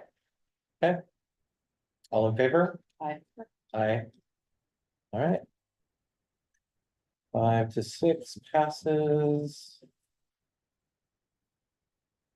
Okay, next one, look at it, moving along now. Bylaws. So I included in your packets the bylaws. Had a lot of time over the since our last meeting. Have talked to quite a few heads of different direct marketing organizations, tax boards, basically the ones that I thought most fit us. I've included in that packet for you all to take a look at. Originally, we had updated our bylaws and then we were taken off the agenda because we didn't properly file the way to do it. And what we had all agreed to last time was just basically updating the verbiage. And updating the verbiage was basically taking out the TRT tax board and replacing it with the Economic Development Office. And that was what we had last talked about and agreed upon, and which is still our draft, but it has not been formally submitted to the county commission. Since our last meeting on July 9th, it was then brought up that the bylaws need to change for all boards. And the commissioners chose to start with the Travel Council Board. And I don't know, the commissioners voted. They're voting that they are going to draft recommendations. The gist of that meeting, and I think most of us were there, was that we have either too much power or too much responsibility, depending on how you look at it. I will say a few things about that, and spending some time talking to a lot of people. The state auditor's office, the attorney general's office, repeatedly told me and they just said it, and they're all using the same verbiage. So I know that they're getting together and talking, and they're saying we're monitoring the tone at the top, meaning the county commissioners. Okay, so they're paying attention. My recommendation is that if the commissioner is going to rewrite all the bylaws for all boards, which I think in Grant County, there's well over 20 boards actually that are out there, that we take a wait and see approach, what they're proposing. And then our draft is still our draft at this time. We didn't recommend any other changes other than just that verbiage. But opening it up for discussion. Thoughts, Sharon? If we have a chance to recommend another change, I did find one in ours. And looking through the other ones you sent us, the wording is a little different.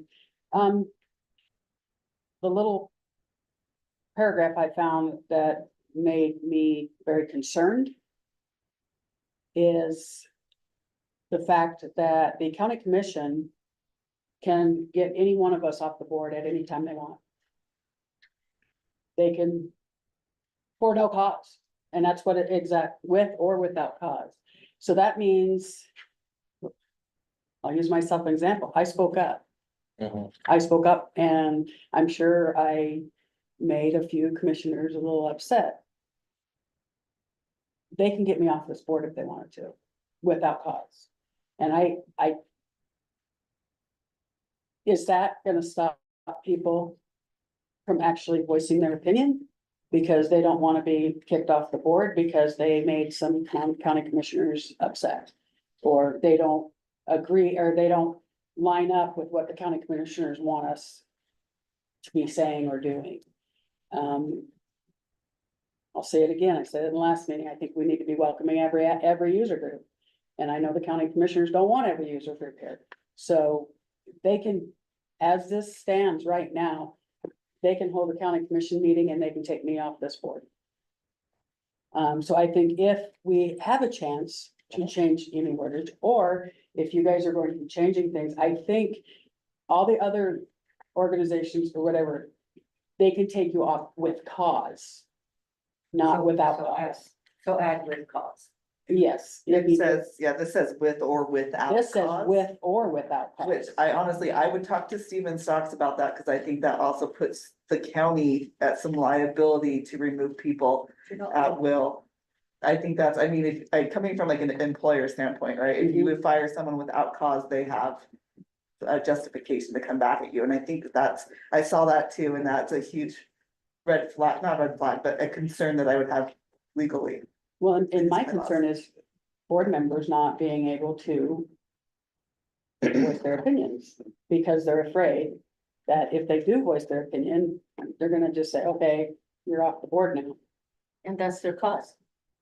That's their with cause. Look, there's a possibility of that always happening, right? And, and that's part of what we do, right? We sign on for this, not for the fame and glory, certainly not for the money. This is a volunteer board. There are certain statutes and we have to rely on certain things. Yes, there are certain commissioners that definitely feel that we are antagonistic and that we are attacking them. That being said, I am going to applaud every single one of you, because what we have not done is we have not gone online and posted stuff. We have not gone to the press and given, quite honestly, our side of things. We've stayed above it. We're not in the mud rolling around with those that are going and posting things and defaming us and attacking our businesses, etc. So I am very proud of every single person here. Clearly, the state auditor's report has riled some feathers, okay? Clearly. That being said, our bylaws are our bylaws. The state statutes are the state statutes. And at our last meeting, I felt like we all agreed, we're gonna stick to what we have, right? And we're going to manage to that expectation. Do not think that if the state is not paying attention, okay? They are. And yes, I think it's very clear that that recommendation be made. And I think Mary, as our advisor, will go back to the commission, and I'm gonna trust her to bring that up the next time it hits the agenda. I got a little confused. Bring up what Sharon just said. And what Kaylee said about with You know, cause. I think right now, nobody. I mean, I think we should just kind of not make it an issue now, because. I'm just saying, if you're gonna redo the bylaws. When we redo that- it, you know, and I will make sure that that recommendation is put on there, but I don't know if we want to bring it up at the county commission meeting right now, because, I don't think most of the county commissioners know they have that option. I mean, I have been on the board for 10 years, and then I watched, before I ran for election, I watched closely. I don't think that's ever come up. I don't think. Like anyone's ever. No one's ever been removed from a board. We're usually begging people. This board's easy to get on. I mean, get people to apply for, but we have boards that, I mean, you want to walk down the street on your knees to try to get somebody. It's pretty hard to find people to get on these boards. Yeah, so I mean, I think it's a legitimate cause, thing, but I think the best thing for me to do is just to make sure when we start to work on When it, you redo that it, happens. that's what I was Yeah, talking I don't think bringing it up in a meeting right now would, then it would just bring focus to something that I don't think anybody's focusing on. So I don't know if that's what you meant. I am going to talk, you know, and I have talked to every county commissioner and I'll wait till you get to that action. Yeah, that's later on. With that, I'm assuming whenever the bylaws are done, the county attorney is highly involved in that, is that correct? Yes. Okay. They have to review them before they're brought to the council. I motion to leave well enough alone and continue using our bylaws. the bylaws as they exist, because we actually, I think, amended, the last time we amended them in January, we actually amended the bylaws that were dated 6/12. Correct. And there's actually an additional one that nobody knew was out there. So we're in a little bit of cloudy area anyway. Correct. So I say, let's keep rolling. And just for clarification, the 14 version to the 12 version is the one that states that there is not a meeting in July unless we choose to do it, To have. basically. That's the only change in the bylaws. So anyone second Lori's motion? I second. Sharon, all in favor? Aye. Aye, all pass. Okay, next item. Recreate responsibly proclamation, the same thing as the letter to the state auditor. Someone want to write, or does someone want to make a motion that we make a proposed suggestion on verbiage change to proclamation 3248? Well, this is what I wanted to, I spoke to every single commissioner. Like I don't think I spoke to one of them was out of town or something, but everybody's in agreement, especially that it's that we need to get together and perhaps have a group of 3 commissioners and the whole travel council board or 3 travel council board to get together and start to look at it, because I agree, like if we're gonna be advertising art, doing an art walk, or we're gonna be advertising weddings, or we're gonna be advertising music, you know, we need to, you know, it needs to be tweaked. Get married responsibly. You know. I think we should keep it in. There should be a class on that, actually. Keep it in the wedding. We all see that there is, everybody agrees that this is, you know, it was, when this came about, it was a lot different. You probably remember that time period. I mean, we were getting the amount of vandalism that was happening in our back country went from here to here. It was just, I mean, you know, BOM, Forest Service, parks and everybody, and it was like reacting to that, to try to deal with that, and it has slowed down. So I think we've been successful that way.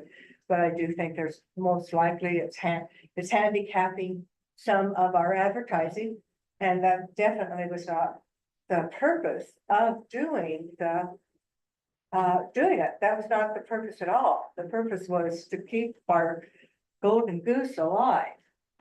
You know, our goose that lays the golden egg, or however you want to put it. And so I know that everybody's willing to do that. It's not a big deal. They want to keep the recreate responsibly for protecting our resources. The reason that most people come here, the majority of people, we want that for long, you know, for stability, that needs to continue. But we can really, we at this point, we see where there's, like with everything, it's a living document. We need to relook at it and make it so that it's more palatable and easier to work with. Sure. Could we maybe make that an agenda item for next month Absolutely. and invite we'll go ahead and invite some county commissioners to our meeting other than our liaison. That's going to be next month is September. Yeah. And then we could make that one of our agenda items and Well, we stick could in. draft the letter and then talk about it. Draft the letter. Yeah, we can also put together what our recommendations are and then have it ready for that meeting and still do. That would even be a better Yeah. idea, because I think when you come to the meeting Well, with ideas, it is so much easier. And it's gonna be more productive, and you're gonna move forward faster than coming into it cold, going, what do we wanna do? Yep. So I think having recommendations such ahead of time is a real good idea. Any other discussion? So should we have like a subcommittee on that to Mhm. get it ready for next meeting? I won't be available. Yeah. Does anyone feel strongly enough about that they would like to volunteer for that subcommittee? Unless it's, When is the September meeting? It will be the second. So we would need to draft the letter prior to that meeting. Correct. Because I might not be here in September. September 10th. There you go. I'm gonna try I'm to, not gonna be. I'm gonna try to remote in September. I will. Okay. I mean, it's not urgent. I'll probably have to remote, that's you. I could Yeah, do it. if that's UAC, we're gonna have a hard time reading commissioners. And then I could do it. I mean, Should Could we we do it at just 8? move the I meeting? could help. could we do it on the 8th of October? Yeah. Or could, yeah, Yeah, I mean. Is the 8th on Monday? Well, yeah, that'll give us That'll longer, be the that'll next- give us more time to make The sure. eighth That's- is, yes, the eighth is a Tuesday. Tuesday, actually. The second Tuesday, which this So is, yeah, then I can. this be meeting part is of that. always. I just, I have to have at least 2 weeks off. Yeah. 11th, did I goof? What am I think a lot of people are planning on attending that meeting, Yeah, well, so. we're talking about not doing it in September because I won't be here, you won't be here.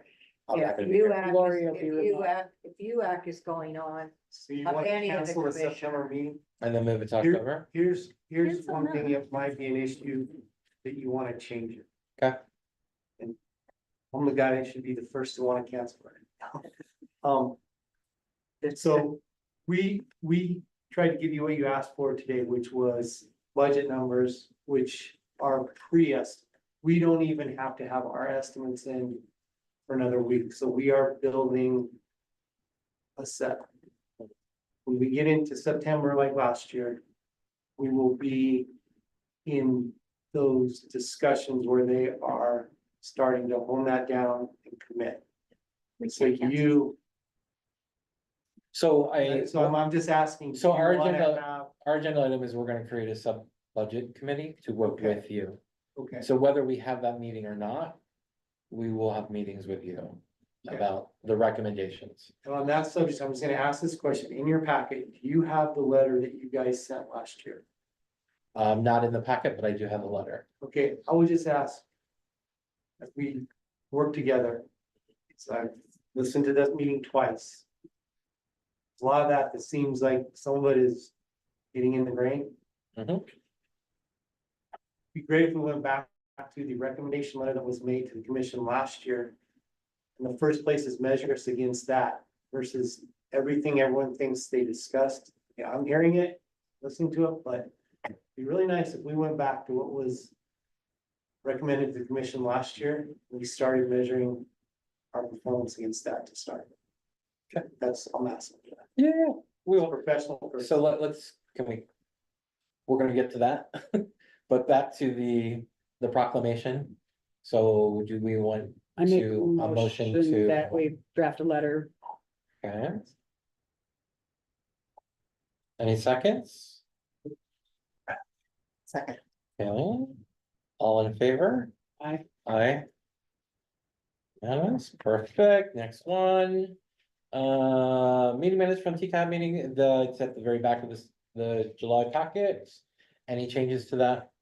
Wait, where are we? What? It was in the. Passing the June meeting The June minutes. meeting.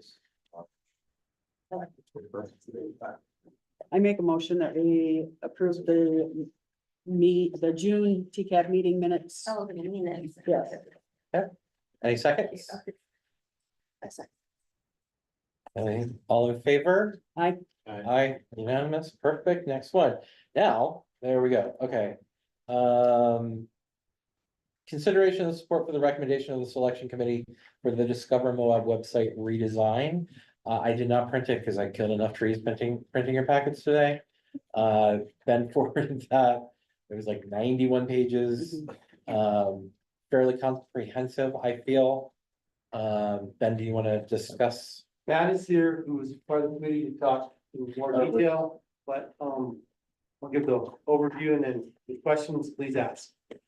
So when we started this process, we found a few good options. It was brought to my attention that we were better off doing this as an RFP, so we wrote the RFP, which builds in time, created a committee, put it out to RFP. After the first 2 revs, I was put out on administrative leave, so, beauty is the committee kept it going and, made their selection, so, I think the summary is very good about the fact that how many we had originally designing, what it got honed down to, the top 3 selections. So that being said, the choice by the committee was Simple View, which you've seen the packet, that's the number 1 choice. Has anyone not seen it?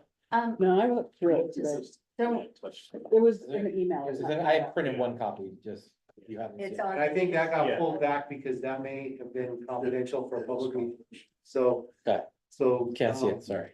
No, you You can see it, but through email, it can't be on a public site. Anybody want to see this And right now? so, I guess, so where we're at now is, if you have questions, we have Quinn and Matt, our IT specialists. Quinn, part of the committee. If there's questions about how it was selected, or you have questions that, you know, on the selection, please ask now, because we have held this back to put in front of the TCAP before we move to the next step, which would be awarding and then starting the contract process. So this is one where I would say the committee, this is trust in a committee doing a job, making a selection for the county, but please ask these guys questions if you have concerns about the choices or what we get. Sure. I don't have a question or concern. I do want to say that the Simple View, when I was looking through it, and then when you realize who their customers are us. They're awesome. That's who they work for. I mean, that's the websites, that's who they're working for right now. So they do know what we need. They do know, what we do. So that was the one thing I noticed about the Simple View. So my interest is, wow, can you tell us about who made these choices and why it was important to exclude the tribal council? Because this is kind of what we're supposed to do, isn't it? I don't have to talk to it. Help me? I'd be happy to talk to you about it. Awesome. Go. So the executive summary that's in there, that is part of your packet. And that's what that has in front of them. I wrote that for you guys' convenience. The selection committee, if you haven't read through that executive summary, it does go over the entire procurement process and how we went about that. We solicited this RFP on the state procurement website. It went out to over 2,000 qualified firms. We got back out of that 2,000, approximately 30 that were 33 more, something like that, 33. That actually submitted fully qualified bids. They all submitted a packet, kind of like what you see there from Simple View. There were approximately another 30 or more that declared their intent to bid, but they didn't get in by the deadline. In short, it's a very, very popular bid. Lots and lots of people want to discover Moab as a referral for their portfolio.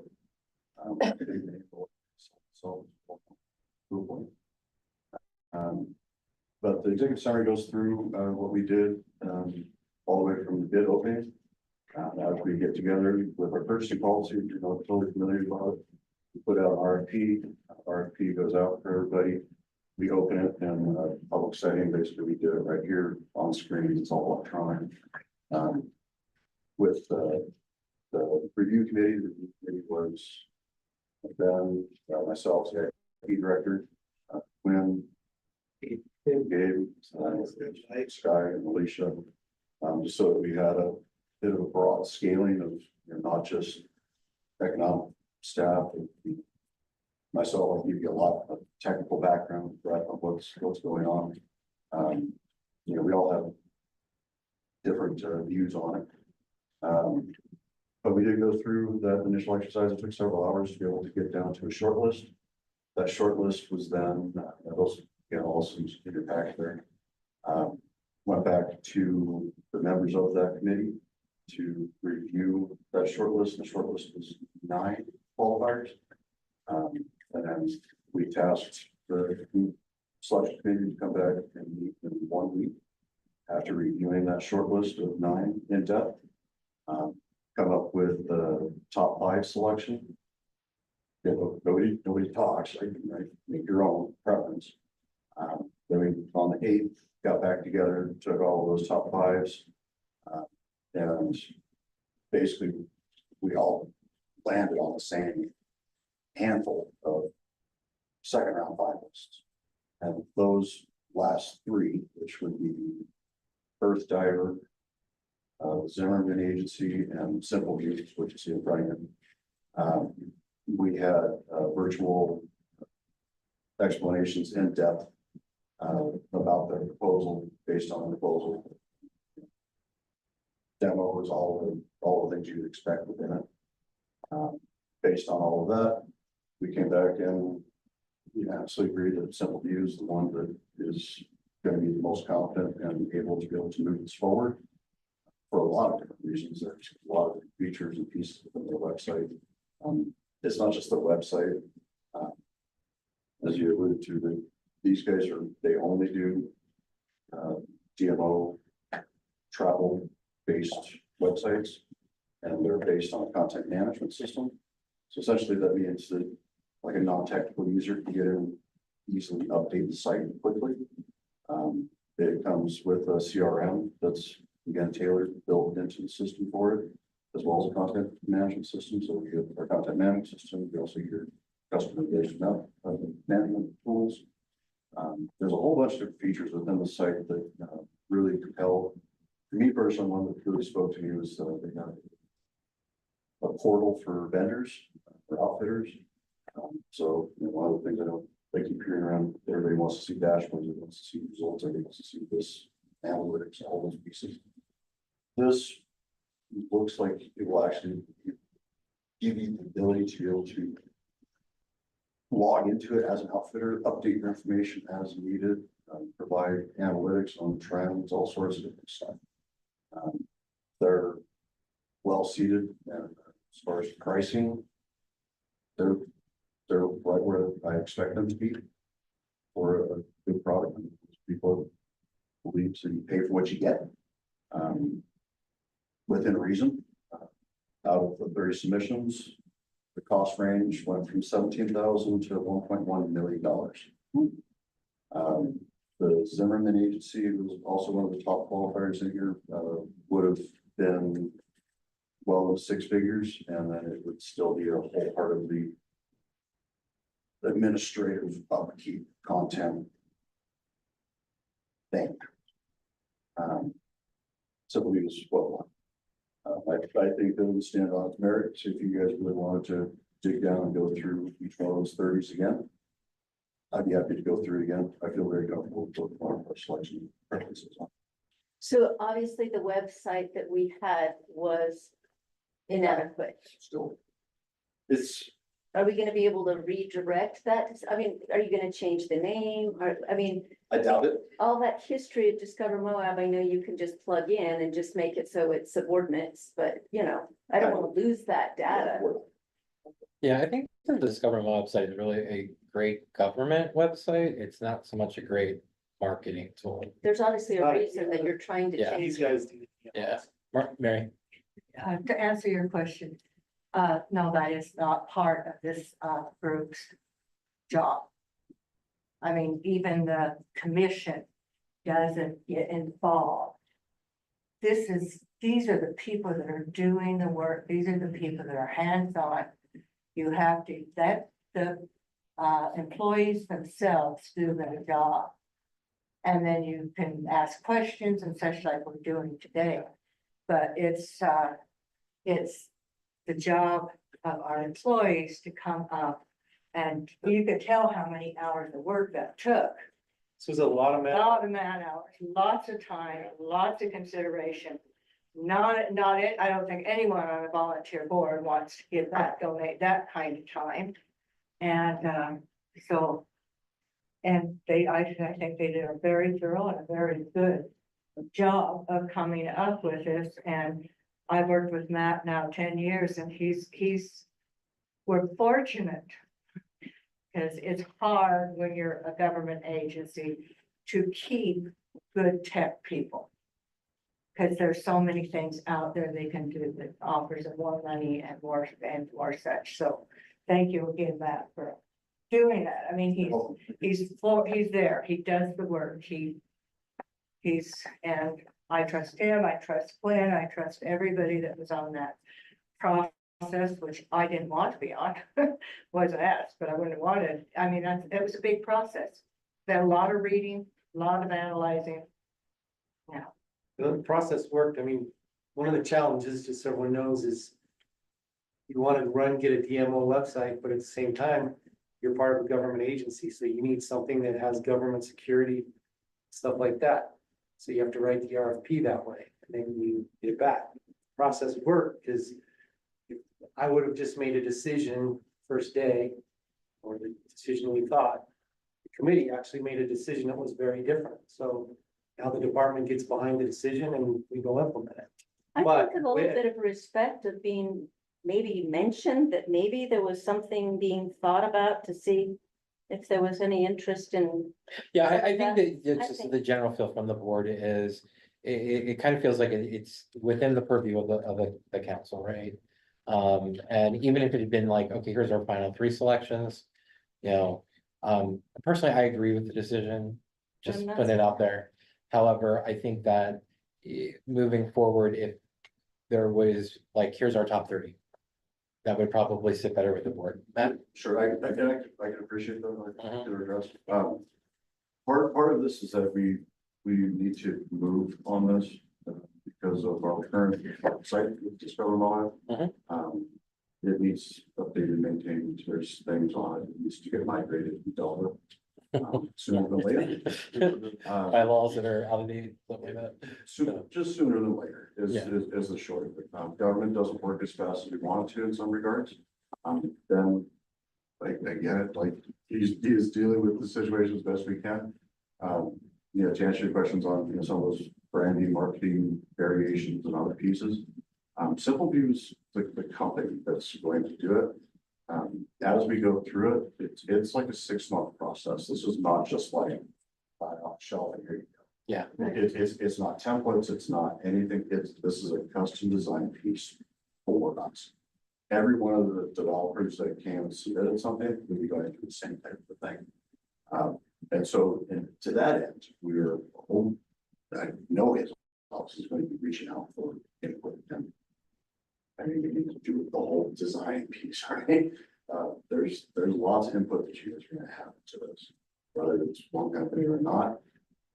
But I apologize if we need to kind of talk to you first about it, but Just a hint would have been good. yeah. But I also, I will say that's where we are right now, where we're asking for your support on our recommendation. If you guys don't want to support our recommendation, pick a different one. And I'm not really going to that, but at the same time, like, I brought this up to Quinn, like, hey, like, we are doing this, we've gone through the RFP, we've done. I want to make sure that you guys are happy with this, and that you're on, that you're good. I would also ask, Like, no, I just want to say, like, I really wanted to bring it to you guys so that you can see it first. So that we don't get into some sort of a, oh, why not? Why didn't you? What? Yeah. So seriously, if you do want us to pump the brakes on it again, we can. But this is impacting his timelines, our timelines. You've got deliverables, other stuff. These guys are ready to roll and rock. Like I said, it's a 6-month lead out.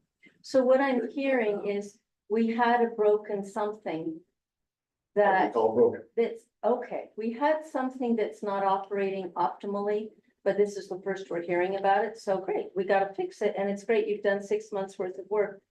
It's just, it's a lot to consume in 20 minutes, so. Well, I thought we communicated that we were RFPing Discover Mall, we've said it in meetings. But the other thing I would ask, and I'm being respectful to everyone in this room, but also in terms of input, would you be comfortable if you weren't on this board and your competitors were on this board and they were the ones helping make the decision? Don't answer, but that's, as from where I sit, the neutrality of us doing this in the county and not with this board seems like a more neutral to what we have to serve to the whole community integrity. And I will make that argument on that. Yeah, valid point. Absolutely. Sharon, you wanted to say something? I just need to know, do we have to make a motion to support the recommendation? Yes, that is what we're is looking being for? requested this evening. So, I would even jump in and piggyback on Matt, because Matt got a lot of technical stuff, which is great. What really sold me on Simple View was their user interactivity, like it's super easy for users to understand. It was far easier than some of the other ones. I really like that. I love that they are on the hook for both Orlando and Las Vegas, two of the largest destinations in the entire country. And they're a Google Premier partner. They were the only, I think they were the only respondent that is a Google Premier partner. And so that really weighed heavily in my selection, because I think that tied in with obviously the largest search engine there is, and their ability to leverage that partnership with Google, that was a huge win for them, so. So I guess my question would be, so we don't have a repeat of like the dashboard thing. And kind of tying into Mr. Martinez's thing, KPIs, are we going to have like strict deadlines with this when we award it? What are the repercussions if they don't hit the deadlines? Along those lines. I would encourage you to read through the proposal. I know it's 81 pages long.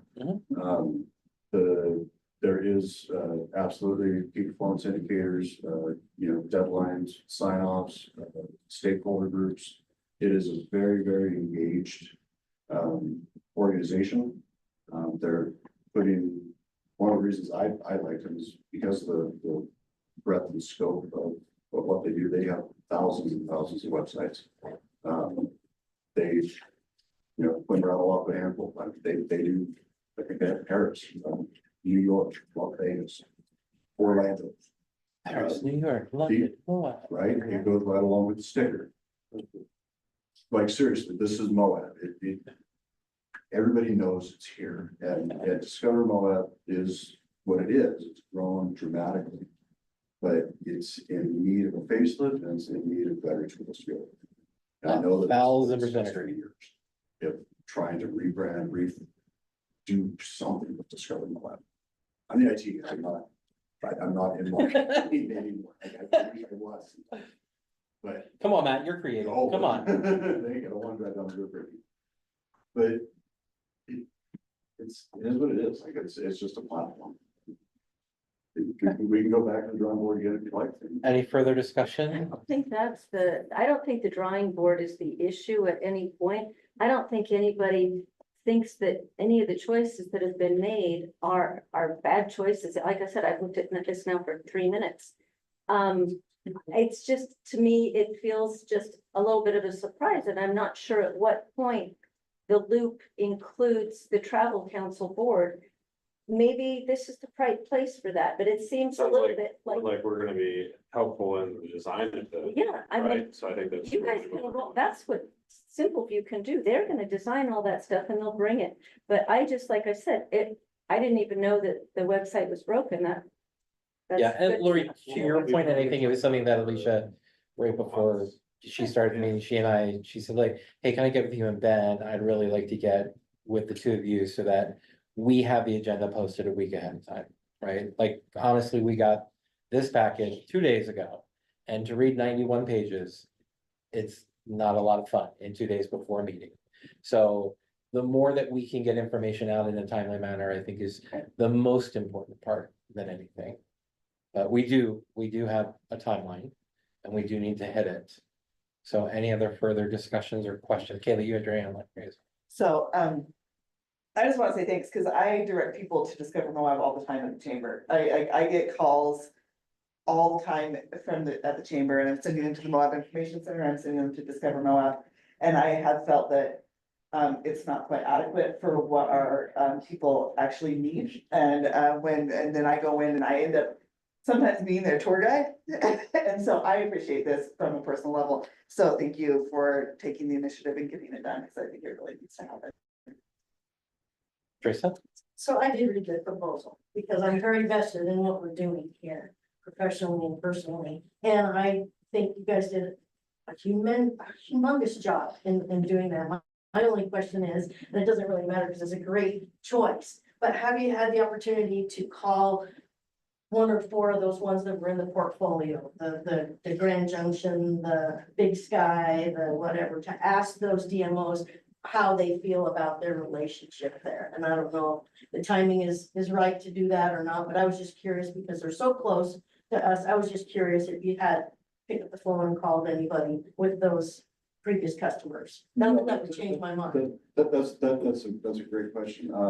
And So I was wondering how long they've been a customer, was the other question I had. that was some of the pieces that they did speak to. I think it was Simple View that recalls that, a lot of customers that you have are very well known, and they've been there for a while. For that company to be able to have that kind of portfolio, keep that kind of portfolio, and then keep it kind of customers. to that end, no, we didn't follow up directly with a lot of these DMOs otherwise. I think because we're still technically in the solicitation phase. Right, I just saw the four that were in their portfolio that were close to us, and that's what made me think of it. I was very involved in watching this process go through, because I contacted some other companies to put them in touch with the RFP at the state level to make sure that we had a broad section, and I'm astonished as to how many people actually participated and wanted to do this. It's tremendous. And there was a lot of effort locally here from Ben's office, Illinois, to people that, we worked with in the past, that we passed out. A lot of communications, submitted stuff. So Plus, who runs our county website, submitted stuff. They didn't even make it on the first round.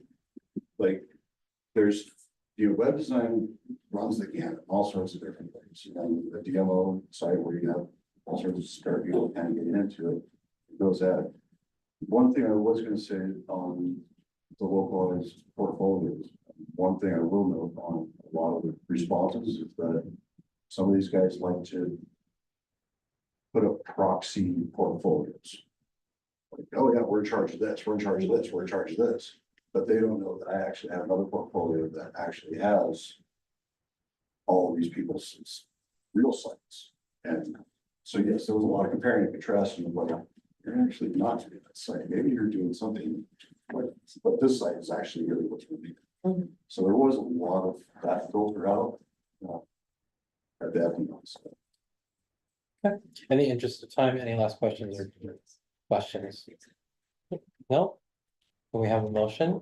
I make a motion that we support the recommendation of the selection committee for the Discover Moab redesign. Second? Alex, all in favor? Aye. Aye. Passes unanimously. Fantastic, Mac. Thank you so much for all your work. Quinn, thank you for all your work. Thank you guys. We're excited to get that going. Finally, last agenda item, and then you'll get out of here to get out in the rain and drive home. Prep for budget.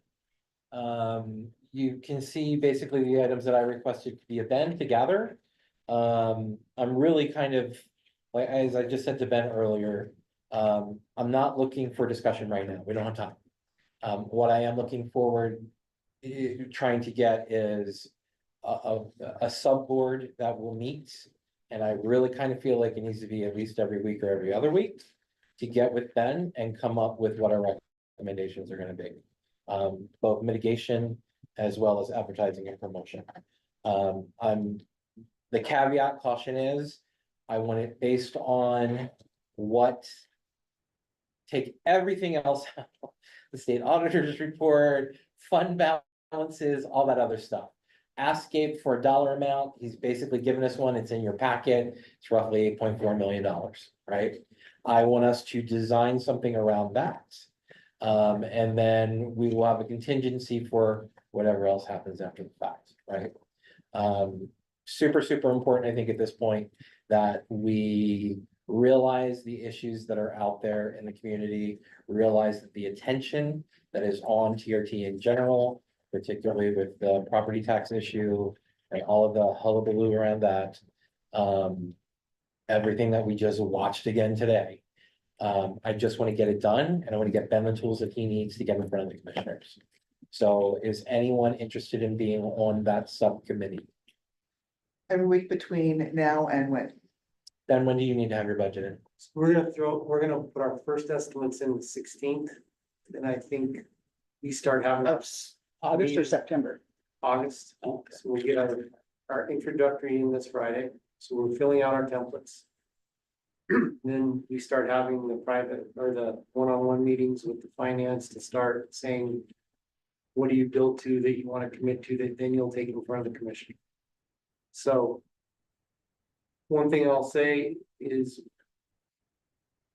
with our new team, we have spent a lot of time tearing apart the last 5-6 years. A lot of time with love, understanding what was spent in the last 5 years, who designed campaigns, why did you do this, what worked, what is, and the data that it's not anecdotal. Because we have a lot, the easiest way to say this is we have a lot of tasks, a lot of tactics that have been sent our way. Like these line items are tactics. They don't really go to a strategy. So we kind of need to reverse this. And that's why we put such a big number in for the creative. So we need a creative, we need a PR firm, which will probably be another RFP.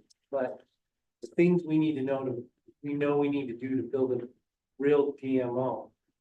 So where I think it'd be helpful is that kind of guidance with what you guys are doing to say, okay, you know, percentage of, because if we do this correctly, we won't be doing this one-off stuff and these different tasks and shooting this way and this way and this way. We'll have a trickle-down strategy that, you know, we've done right the last 5 years, just like Discover Moab did.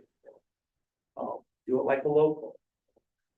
We're ripe for a rebrand. It's, you know, so think in those terms. And, you know, the sky's the limit, right? So bring that mentality.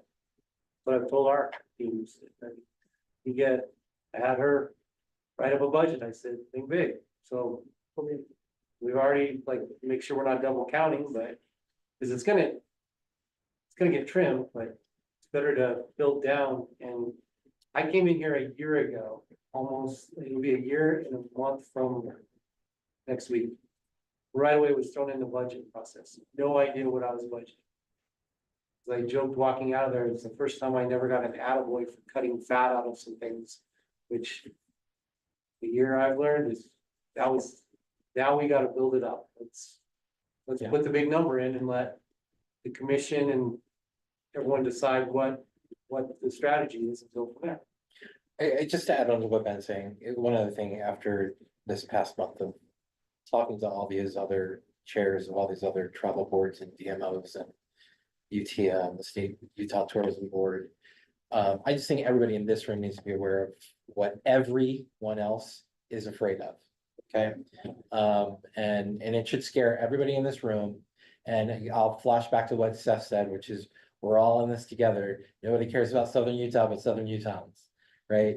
But, you know, there's a couple different things that have happened at the state legislature. They tried to pass the stadium, TRT tax. They were going to use TRT to pass the stadium, failed. The tourism boards basically got together and it narrowly was rejected. However, that did not sit well with state legislatures.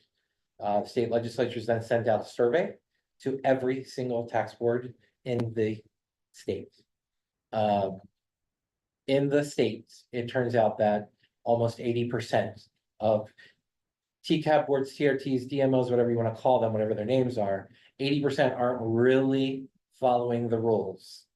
They're not reporting back in how they're spending their money. They're spending it in little gray areas. There's other county commissioners that are spending it in other areas. Okay, 80%, right? However, there's only one county that has an audit report against it, and that is us. All right. So do not think that we are going to be held up as an example on the state legislature when it comes up, that this is the reason why individual counties can't manage their own TRT funds. It's going to happen. In particular, I feel because now we have the Olympics coming up in 2034, and that needs to be funded as well. So the state legislature, I guarantee you, is going to put forward something that's going to state, we're going to use these funds and we will dictate how you're going to spend your TRT funds. It's a voluntary tax. You don't need to impose it. You were given the state statutes on how you need to spend it. And all of you, 80% of you, aren't following the rules. So guess what? We're going to pull it back. Now more than ever is an opportunity to be like, here's the state statutes. It requires by law that we spend X, Y, Z. This much on mitigation, this much on conventions, this much on advertising and promotion. We have been underspending in a couple of those categories. We've also been putting things into a fund balance, which eventually has to be spent, right? It's a great opportunity to everybody down here to come together and be like, this is what we're proposing. Mary. I want to echo what Brian just said. We've had a rocky road. It's been a tough goal for not just this board, but for the commission. You know, all of us have been, you know, at times have felt attacked. I think it's time to restart. Things have calmed down in the travel council. Our staff is settled. we're rebuilding.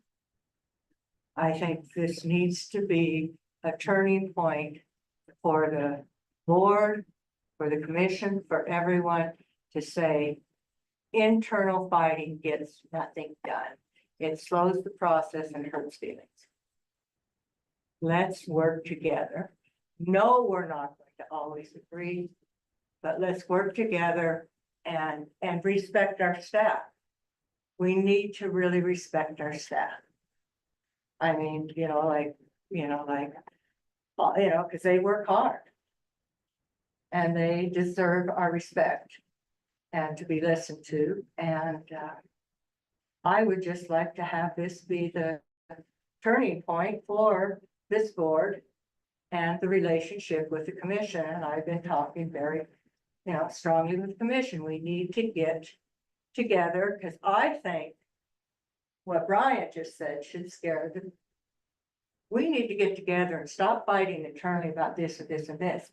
We need to get a strategy to make sure they don't take away our TRT money to build a stadium or put on the Olympics, because that's what they're gonna do. And if we're focusing all of our energy on the commission is bad, the TRT council is bad, we're gonna just shoot ourselves in the foot. So my request is that this is the beginning of a new period where we come together. We work with the staff, we work with the commission, we work with the county administration, and let's go forward to try to protect our money and do what's best for our county.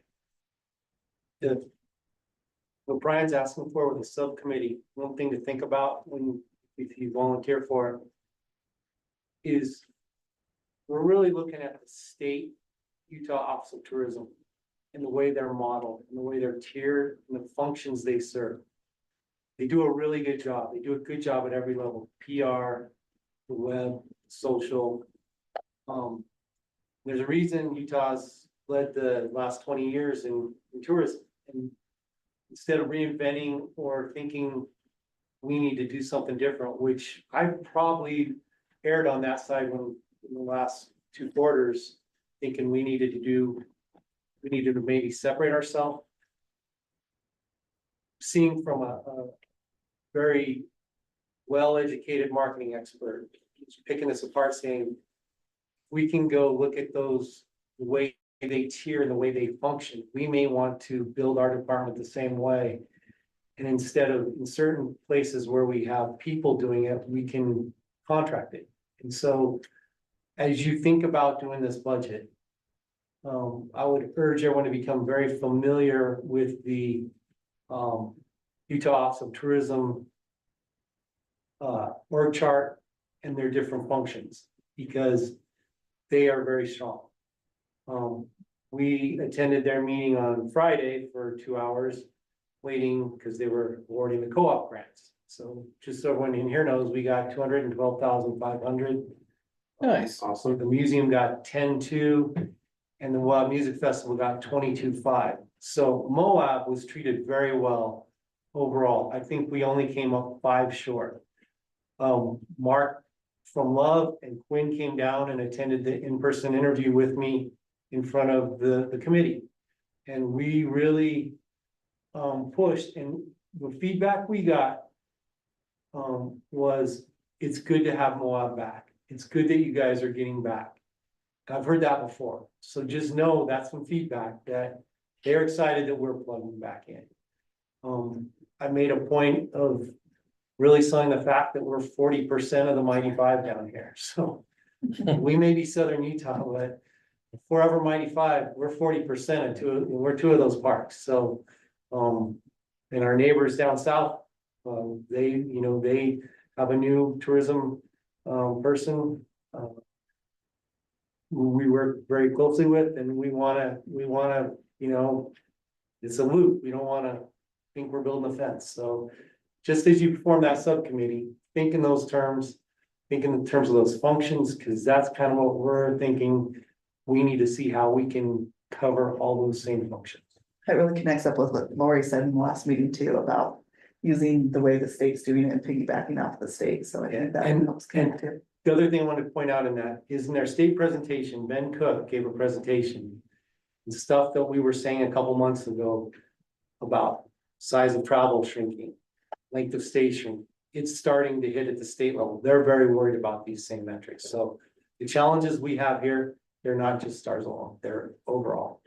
So I disagree. I'm telling you what his presentation was. I think that there are hotels that have properties across the state, and Moab is significantly down compared to other communities. I'm just telling you what the state presentation was, so. Yeah. It's worth a watch. That's fine. So Lori, I did bring something, just, we can look at it. It doesn't need to be this meeting, but, start at, it's basically a subset. It's a monthly report that comes out. July's did not come out, but June's is out, came out, July 22nd. And it breaks it down to basically southern Utah, Moab particularly, and then it has, we choose to look at luxury brands, and then we choose to look at southern US. And yes, we are down when you look at it, and there's over 46 reporting into the Moab. There's 286 in southern Utah. These are independent and chain hotels, and across the board in southern Utah, kind of things are down. There's the only segment that's actually up in most of travel and tourism is luxury. The luxury experience, people are spending more money to get these 5-diamond, 5-star unique experiences. And that's the only, but it's a very small Or segment. Airbnb, those type of things. No, Airbnb is actually down as well. Right. It's really kind of that personalized kind of experience, the ADRs of over $400. Mr. Martinez? Yeah, and I don't know if anybody looked, but Grand Junction right now is up 5%. Yellowstone is up huge. Our closest neighbor. Yeah. So. There are communities where people actually do want to go. Yeah, no, absolutely. And I think that more than anything, like you can see in Moab, particularly supply is up, demand is kind of that. I'm happy to sit with anybody after and share the facts with you. It's Stargate, it's third party, it's not any one other person other than this independent company that collects this worldwide for hotel industry. It's not showing what we're all feeling. So do you need, people to volunteer for? Yes, so we're looking for volunteers. Volunteers? I will be out for 2 to 3 weeks, so. Okay, but would you like to volunteer? Well, I can't. Okay. Because if this needs to get done sooner than later, then. You're talking like every week until It's probably October, every right? week. It's gonna be every week until the end of August. Or sorry, till the end of September. It's like, that's only like 2 weeks. Sorry, till the end of September. So, I can volunteer, although next week will be really tight for me. okay, Other than that, anyone else? I'm gonna volunteer. Yeah. I would, I mean, after I can actually drive again, I will. Hey, you got a perfect reason why you can't do it. You can be laid up, don't worry, it's all good. So Alex, Callie, myself, anybody else? Okay, September is gonna be important. you wanna be a part? I'll be in, like, I'll be, Absolutely, whatever you need. fantastic, that gives us Well, if 4, you that's could do- majority if of you the could do board. August, I could do September. All right, so the subset will be Alex, Lori, Sharon, Brian, Callie. All good, can we have a motion? Make a motion that Okay. we create a subcommittee Okay. for the budget process. Second? All in favor? Aye. Aye. Okay, that being said, any last minute business? No, with that, we will adjourn the meeting. Thank you, everybody, for going along. Drive safe out there. Yeah.